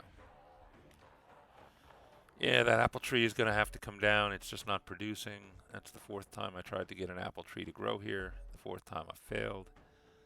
My family back in the First Kingdom, which is a region. Again, we're in this region here. The First Kingdom is up the coast here a ways. My family back in the First Kingdom had an orchard. Since I came to the frontier, I need to capitalize frontier. I just can't get a tree to grow. Must be something about the ground. I just don't understand it. That kind of leads us in to the whole thing. Happy with the rest of that. Like I said, just for balance, I might throw in a little something over here about effects. And the sprint is over. Yay. And then I need to come up with a good closing quote. And I think, like I said, for the closing quote, it'll be elves talking about the efforts to finally defeat the blight and return the forest to its major glory. So we'll get to that. These maps, I might replace these maps with more. I have to see what I have. But I would rather focus on just the area that I'm talking about. So I'll have to see if I have a good regional map, or if I can throw together a good regional map that covers the before and after. I mean, I do have a regional map for this area for the now. That's another map though that originally built in Campaign Cartographer that I need to convert over to Incarnate. So maybe it'll force me to do that. First glance was some form of southern. It could be a Maine. You know what? Maine was one of the first ones I thought about. I almost, instead of the word yeah as the very, very first word, that was almost A-Y-U-H. Yeah, if we go European, I'd think Irish. Yeah, I kinda the article, one of the articles I did in the last couple of days involves the townspeople that are actually just south of where these farmers would be coming from. And I'm finding that I ended up with like a mix of Irish and Australian. You know, at least the way it read, it was kind of a blend between like an Irish and an Aussie. And actually an awful lot of the Aussies are descended from Irish criminals, so that's probably not as far a stretch as it sounds. So yeah, as far as I know, that's how you spell it. So, you know, Aya. Let's see, how would I do a Maine accent? I'd have to make all the R's go away, for one thing. Every R gets turned into an AH. Uh, I came here to the frontier. uh,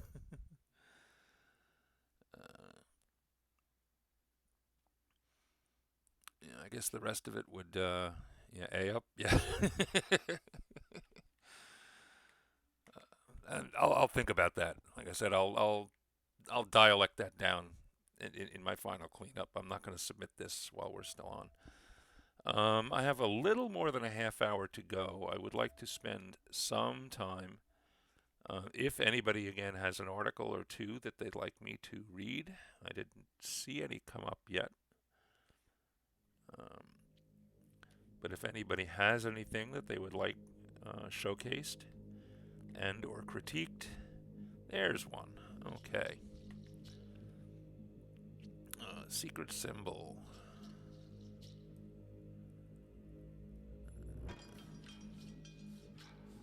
Let's see if we can get this to work. Copy. Where we're going to put this out, we'll just put it right here. And let's open the window for it. Why not?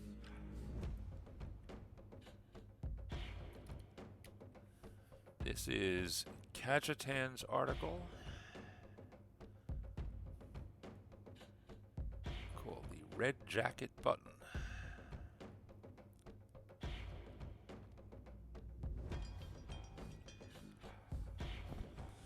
This is good. Since I started doing streaming, every one of my streams I advertised as we're going to do writing and maybe some sprints and maybe some reading. And I think this is the first one that I've actually done writing and sprints and reading.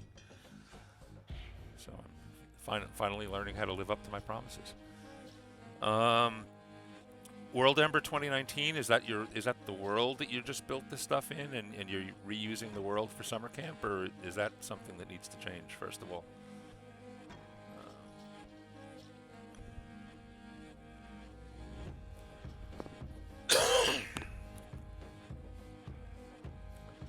So yeah, I like the theme, and again, for those of you who are asking about that, you'll see that there's a lot you can do, but again, that whole CSS and BB code, it is a rabbit hole.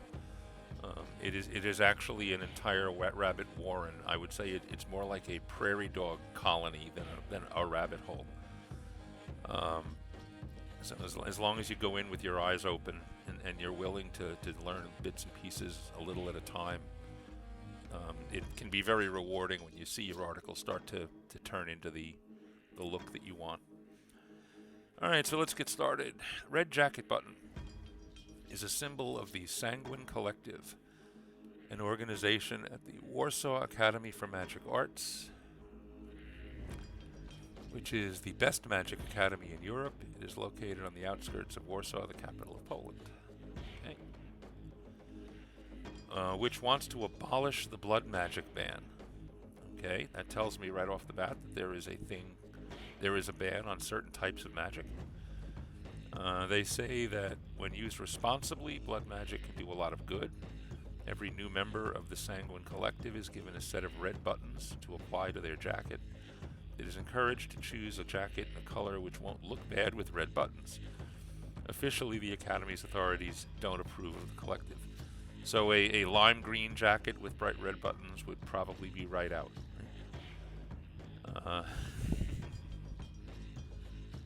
You mean the collective wants to abolish the ban? An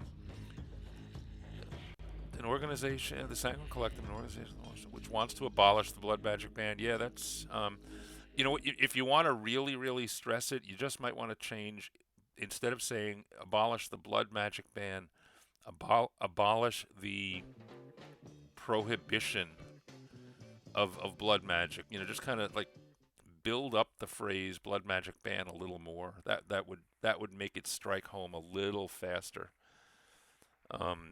Reading through it, yeah, I mean, I read it and I caught it right away, but if somebody's reading quickly, they might actually just kind of skip over that. And the worst thing in the world you want is somebody to miss the word ban, which is a little word at the end of the sentence and therefore not important, to skimmers anyway. And you don't want them to come away thinking that the Sanguine Collective wants to abolish blood magic. That would be exactly opposite what you want them to do. So if you want to think about tweaking those three words a little bit into something a little bit more um, rememberable, that may help you, if especially if you're not sure it gets the message across. But it did get it across for me, so it can stand the way it is as well. Okay, quote: "We needed a symbol to quickly recognize members of the collective, but it couldn't be something obvious. Academy would kick us out and report us to the police if they found us. Then someone suggested the buttons, and it was genius, founding member of the Sanguine Collective." Yeah, I mean, it is an obvious symbol, but it's not a overt, obnoxious symbol, especially if you're doing it like you said. If you putting them on a jacket where red looks like it's the color that belongs anyway. Of course, I guess you have to worry about somebody else designing a jacket that happens to have red buttons, but we'll get to that. We'll see if we cover that. The set of buttons which new members receive has one more button than needed for the jacket. This additional button has a chip and is used as a key to the collective's hideout. The chip acts like a personalized password to the collective systems. It checks that the person is allowed to enter a specific hideout room and then opens the door. I love that. First of all, it answers my question: what if somebody just creates a jacket that happens to have red buttons? Second of all, it makes the symbol more than just a symbol. It is literally your access into something. And third of all, you've come up with a method that allows somebody to carry around that key. And hey, it's just a spare button in case I lose one off my jacket. I think that's brilliant. Button of the leader of the Sanguine Collective, has one special button, which is usually at the top of his jacket. It has a red edge and golden inside plate. Um, okay, a single red button is attached to invitation letters sent to prospective members. Um, the buttons are bought in a regular shop and then colored red using blood. Pardon me just 1 second, folks. I'm going to spare you the horrible sound for just a second.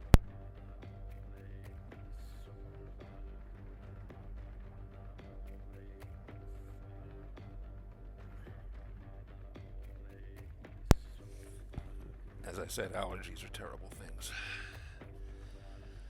The buttons are bought in a regular shop, colored red using blood.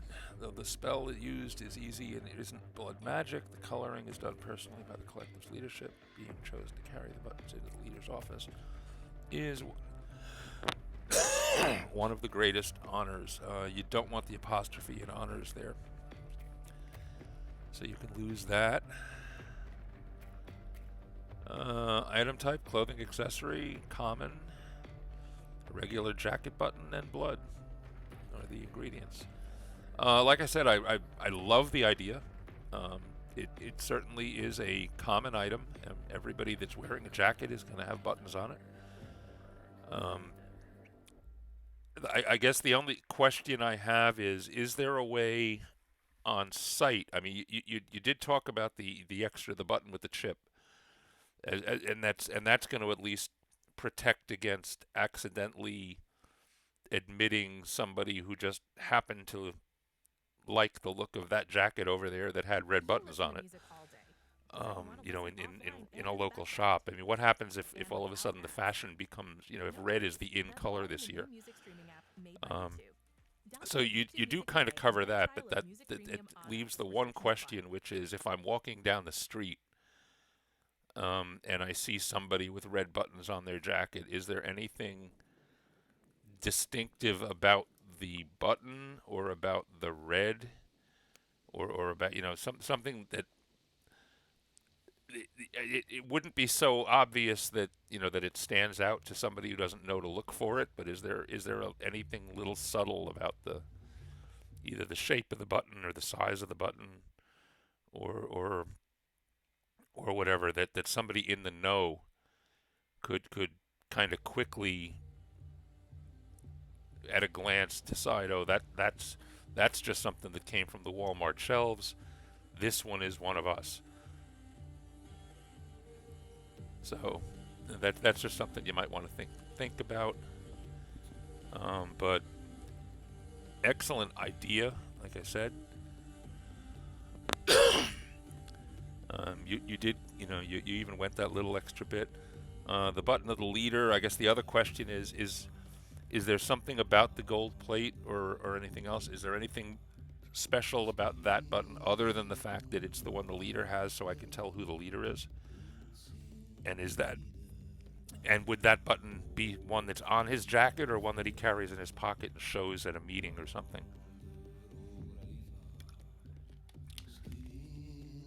So that's about it. I will, while I'm here, definitely do a like on that. I think I'm going to throw a follow on it too, so that if you do make any changes, I can catch up. Let the author know you like the work. Well, that just took a while to do. Okay. Very good, though. I like it. Does anybody else have something? That killed 10 minutes.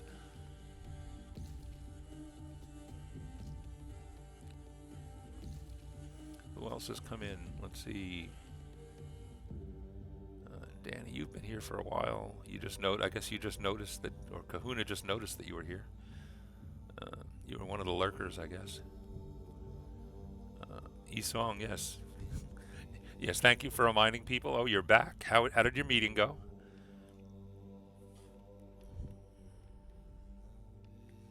How did your foray into the real world go for the morning?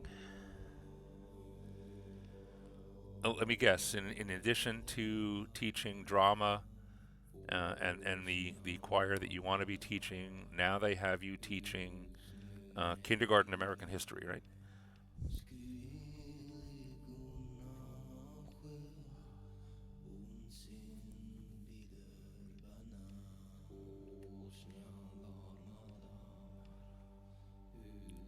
So, anybody else with an article? If you do, please throw a link in the chat. Yes, by the way, Songbird, this chat is link safe. That was demonstrated by Kajitan, but I have definitely not put up any of the blocks for posting chat links. Is the music still going, by the way, or has that died? Because I think it was. I don't know if it's on auto run or not. Trying to multitask across 3 screens is hard. Kahuna, I wish I had that problem. I have a single screen on a 12-year-old desktop. I am in the process of speccing out a new machine that will at least have two monitors, because it is really hard to do this stuff with just one. They cancel your choir classes entirely and are making everything drama. Oh, I'm sorry. We definitely need to put together the ASC choir then, and you're in charge. All right, I think we decided that we started talking about that last night. I think we'll definitely do that for you so that you have a place to practice your art. How does that sound?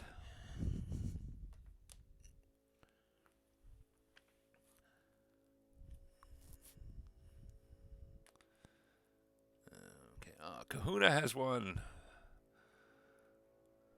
Okay, let's see.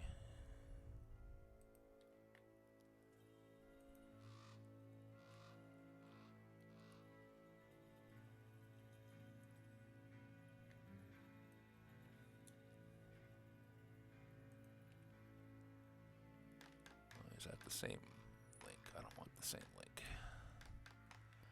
Let's try this again.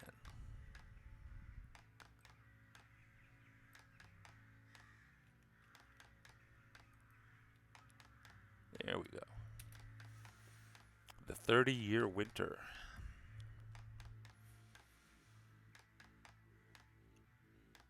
No, you're on a laptop. It just added 2 new screens. Like I said, lucky you.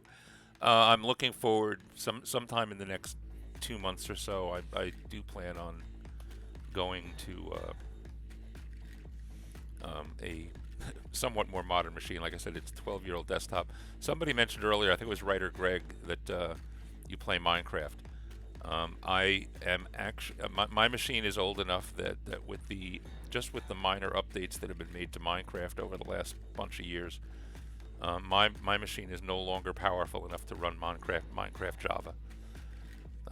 I can run the Bedrock version because Microsoft has dumbed that down tremendously. But I can't run Minecraft, much less any of the other more modern RPGs or any kind of computer games that involve anything that resembles graphics. So, but it works fine for writing. So, yes. Okay, Arnathia, the 30-year winter. Ornati will never be the same. May we be forgiven for doing what we must to survive. That is from a survivor of the cataclysm. Manifestation. After the cataclysm, massive amounts of dust and debris were hurled into the atmosphere. The resulting cloud began encircling the planet, and within days had blocked the light of the twin suns. Always check the little links. Okay. I don't know if you intend for this to have a pop-up. If not, you either don't have mouse overs enabled, or the Twin Suns article is still private or a draft. I think that's what usually happens here. It tells me it's trying to be a link, but it doesn't have anywhere to go. If that's the way you want it, that's fine, and if not, you know how to fix it. Let's see. Block the light of the twin suns, dropping the temperatures on the surface precipitously.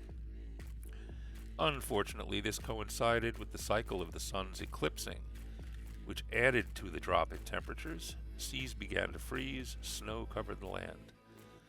The winter dragged on for 30 years, and the few Arnathians and animals to survive struggled to stay alive. 30 years after the blast, the suns were in another warming cycle. The timing was ideal, and it had been 3 years since the last volcanic event. Without massive dust in the sky, light was able to reach the surface. The darker oceans warmed first, warming coasts. By the peak of the warming, most of Arnathia had thawed, or at least those sections that were normally more temperate. There were no massive cities or factories to create heat islands, just nature returning to its cycle of birth and renewal. Your its should not have an apostrophe. That is one of the few grammar checks that I hit all the time, and I can't help but point out it's embedded in my nature. Some of you have seen 12 years of Catholic school grammar makes it very difficult for me to do things. A little tip or trick on it is versus possessive its. The mnemonic that I use is to remember that it doesn't own an apostrophe. All right, it does not own an apostrophe. It's YouTube all right, music. so if you're talking about belonging to it, there is no apostrophe.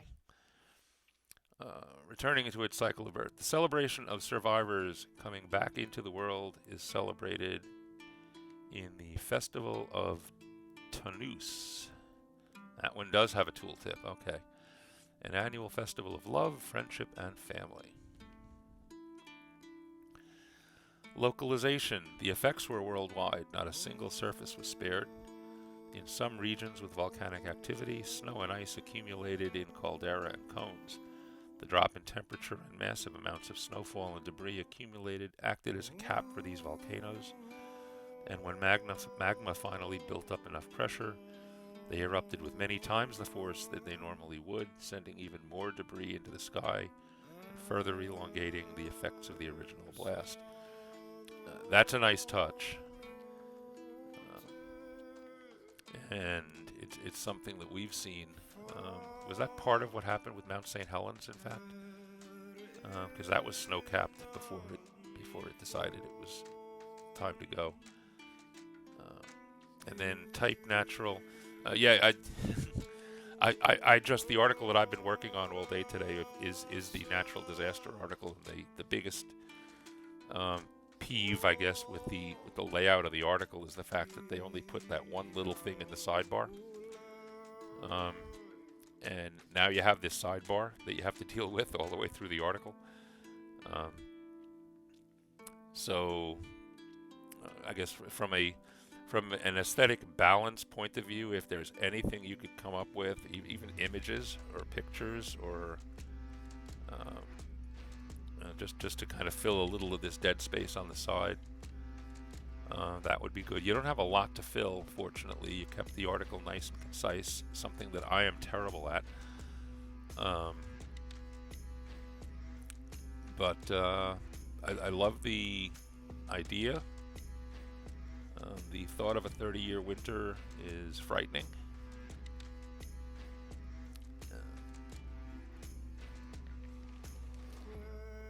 And I'm not sure what else needs to be said. We'll throw a like on that. We will throw a follow on that. That'll get me to your world eventually. Oh, the effects were worldwide. That's a good good first sentence under localization. Localization. There was none. Let's see what other people have to say. Missing a period on the last sentence there after to news. Did he just sneak it in? Is that? I see a period here. Or am I missing something? Or am I looking for it somewhere else?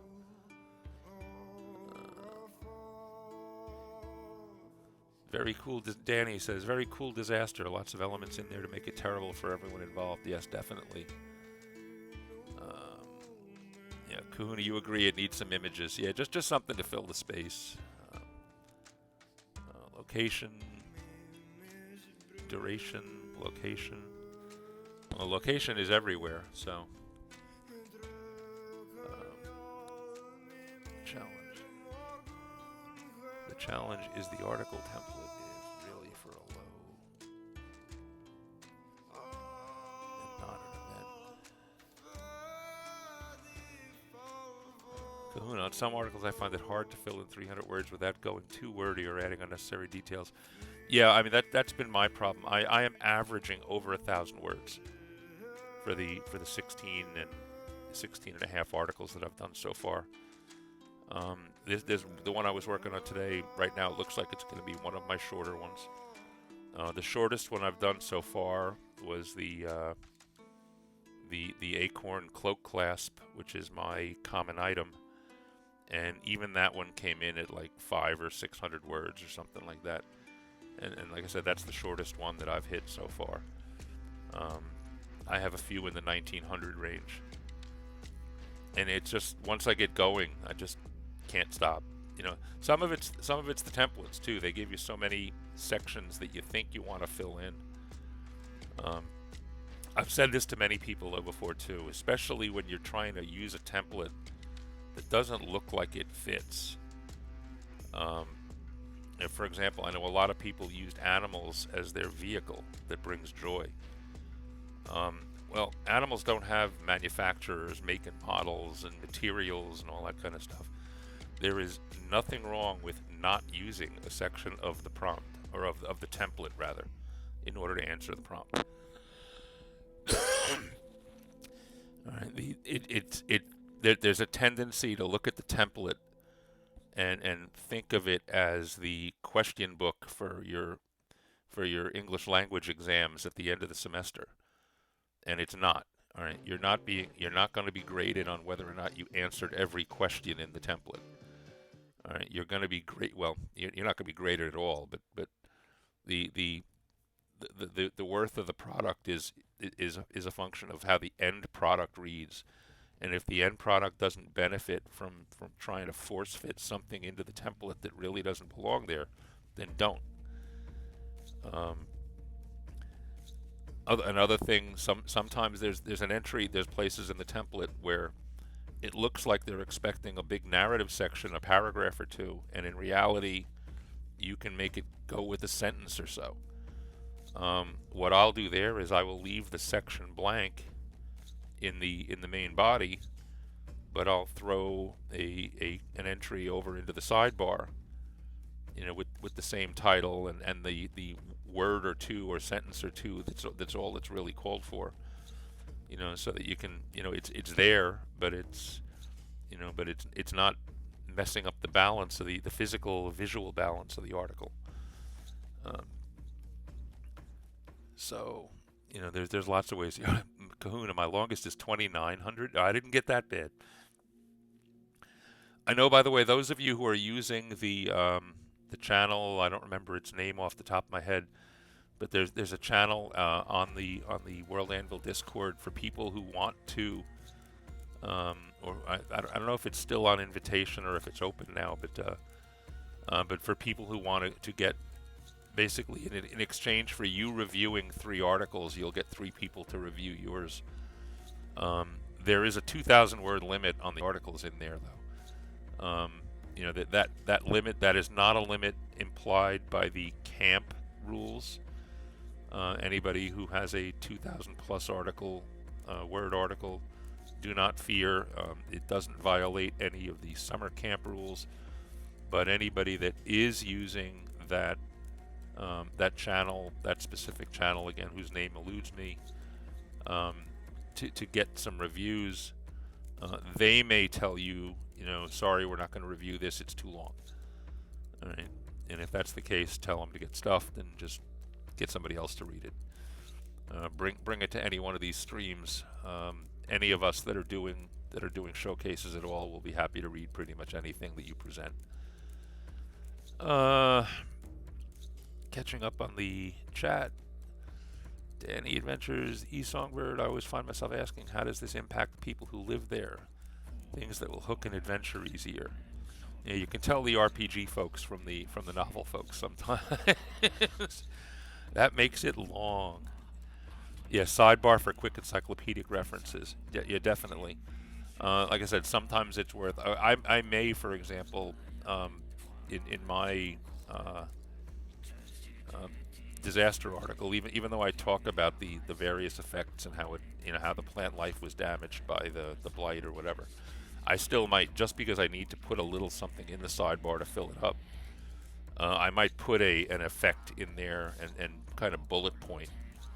Trees won't grow, grasses are stunted, etc. Just so that somebody could look over there on the side and get a real quick, okay, that's what this is about, and then you'll get it in prose form in the main body. Kahuna the Elder, there are many dragons. So that's the many dragons in Ornathia. Always like dragons. Dragons are a good thing. Gotta run to work meetings. Have a great one. Catch you later. Good luck, Writer Greg. I'm sure I'll see you on the streams over the next day or two. You're one of the ones I like to catch. And for those of you who are interested, I got about 10 minutes to go. I think we have 2 choices of raids, and I'm going to leave it up to you guys. Toblin, CD10 Toblin, and Hefe are both streaming in 10 minutes. So who do we want to raid? Let's see if we can get that question out of the way. If I was smart, I'm still trying to learn how to use my host bot. If I was smart, I would have actually set up a poll for this and run it as a poll. But I didn't, and I'm not going to do that now. So I did, yes, I did follow and like that. Good. So anyway, here we are. Oh, I will, what I am going to do, I'm going to throw in the link in the chat.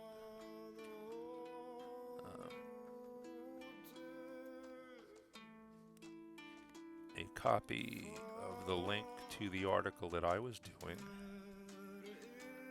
And the one thing I I am going to do very quickly is I haven't submitted it yet, but I'm going to take the draft off it so that if anybody wants to take a look at it or see me finish it up, I will over the course of the day get this finished and get it submitted. Because that's the way I usually do these things. It gives me a chance to walk away from it for a few minutes too after the stream and think about it and think about what else I need to change or add or whatever.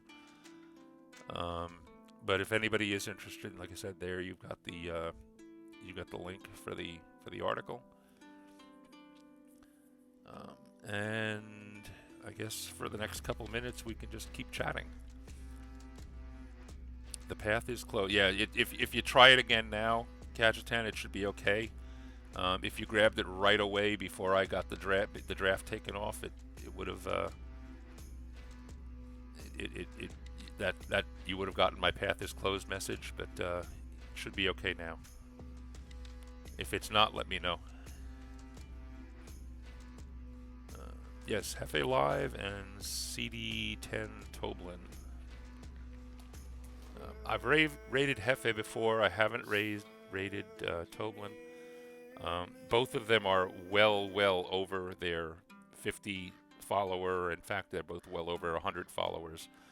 So originally that was, that's my first criteria right now. We are trying, for those of you who don't know, if you've watched the chat, you've seen my host bot throw up repeated reminders to follow, please. Not just for me, but we are trying for everybody in the Anvilite Streamer Core. We are trying to get anybody and everybody possible up to affiliate level. We've had a couple of great successes this week. Songbirds was definitely the most memorable one. What was really funny about that, I haven't had a chance to actually talk about it for her to hear, but we were kind of key. She started the stream, I think, needing like 2 or 3, and it got to the point where she was down to 1, and we posted, it might have been me, but somebody posted that she needed 1 more. And they went off to the Discord to try to get somebody to come in and give her the last one that she needed. But when she saw that she needed 1 more, she started getting really excited, and she started getting really hyped up that she was almost there, and it was great. And she just started building and building.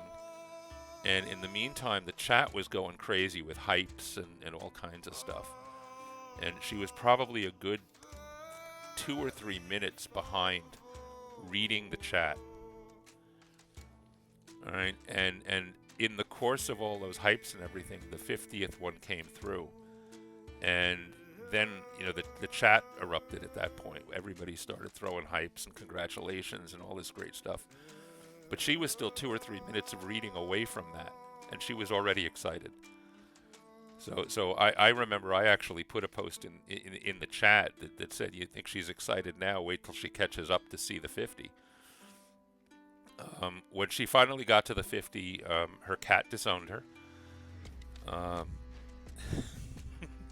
Is your cat still looking at you funny? But it was definitely a fun and memorable night, and it was great to be part of it. It was great to see her get over. She does excellent streams. If anybody hasn't caught her streams, please do. You took a screenshot of that comment. Excellent.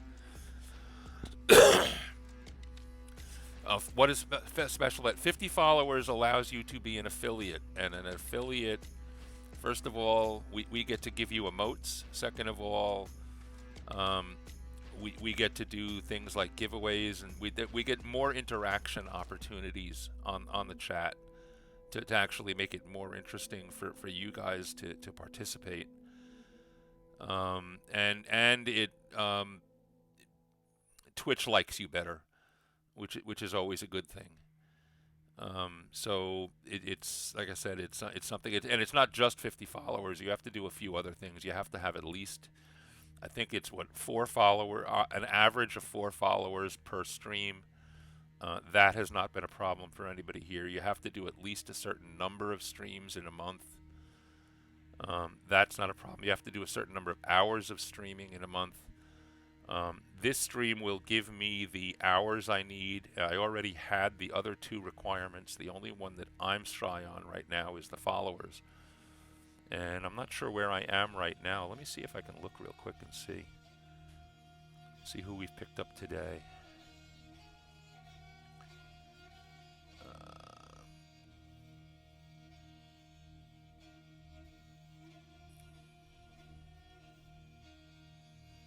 There's Kahuna. 1, 2, 3. Looks like I got a bunch. Excellent.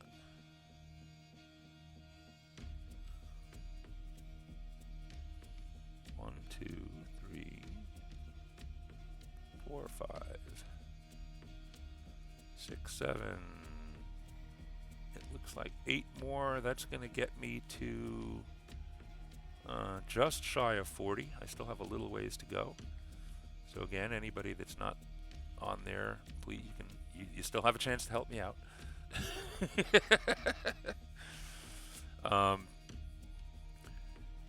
I have no doubt that I'll eventually get there.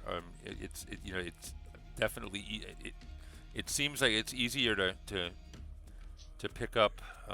I'm at 37.13 to go. What is 37.13 to go. Yeah, something. Yeah, I'm about 37.38, something like that when they were all caught up. So definitely want to get there. I actually did add a few streams. I had been streaming just on Thursdays and Saturdays. Starting this Sunday, I also have a Sunday and Tuesday stream. So I've got 4. I also do have a stream, by the way, I will be doing on on what is my August 1st, but before the official end of summer camp. Like 2 hours or 2 hours before the official end of summer camp. I have my last summer camp stream, and that will be titled Get the Diamond Panic or something like that. So if anybody wants to join me that day in a mad scramble of sprints to get the last diamond prompts done, I will be on the slot that starts 4 hours before the official end minute of summer camp, the 4 hour point to the 2 hour point. And if you're already done or don't care by that point, then I would suggest going to is it Zog Mad Dog that's doing the 24-hour stream? He's an animal. Catch his streams if you haven't. Who else is here that I can give a plug to? Oh, whenever Kahuna is on, definitely catch Kahuna. He is great to listen to. I didn't have a chance to tell you, by the way, Kahuna, if and when I ever do any kind of audiobook related things with my seafarer dwarves, I will be talking to you. You've already got the you've already passed the interview. You've got the job to be my narrator for my seafarers. And look at that, it's 12 o'clock. Okay, so who are we going to go for? Are we going for Toblin, or are we going for Hefe? I think somebody said that they've never done a Toblin stream before. You know what? Neither have I. So, just for a difference today, I changed my music up today. Let's change up the stream, the stream raid as well, and let us go raid Toblin. So let's hit the magic raid button.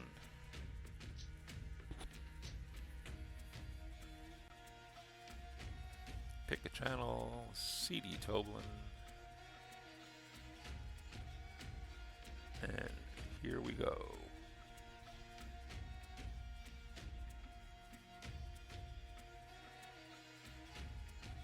And thank you all. I want to thank everybody for joining me for this stream. Thank you for those that followed me for the first time. Invite your friends, bring them back. I will be, I'll be here all week. And it looks like we're ready to raid now. Is everybody in? Everybody ready to go? Thank you again, everyone, and keep those forges lit.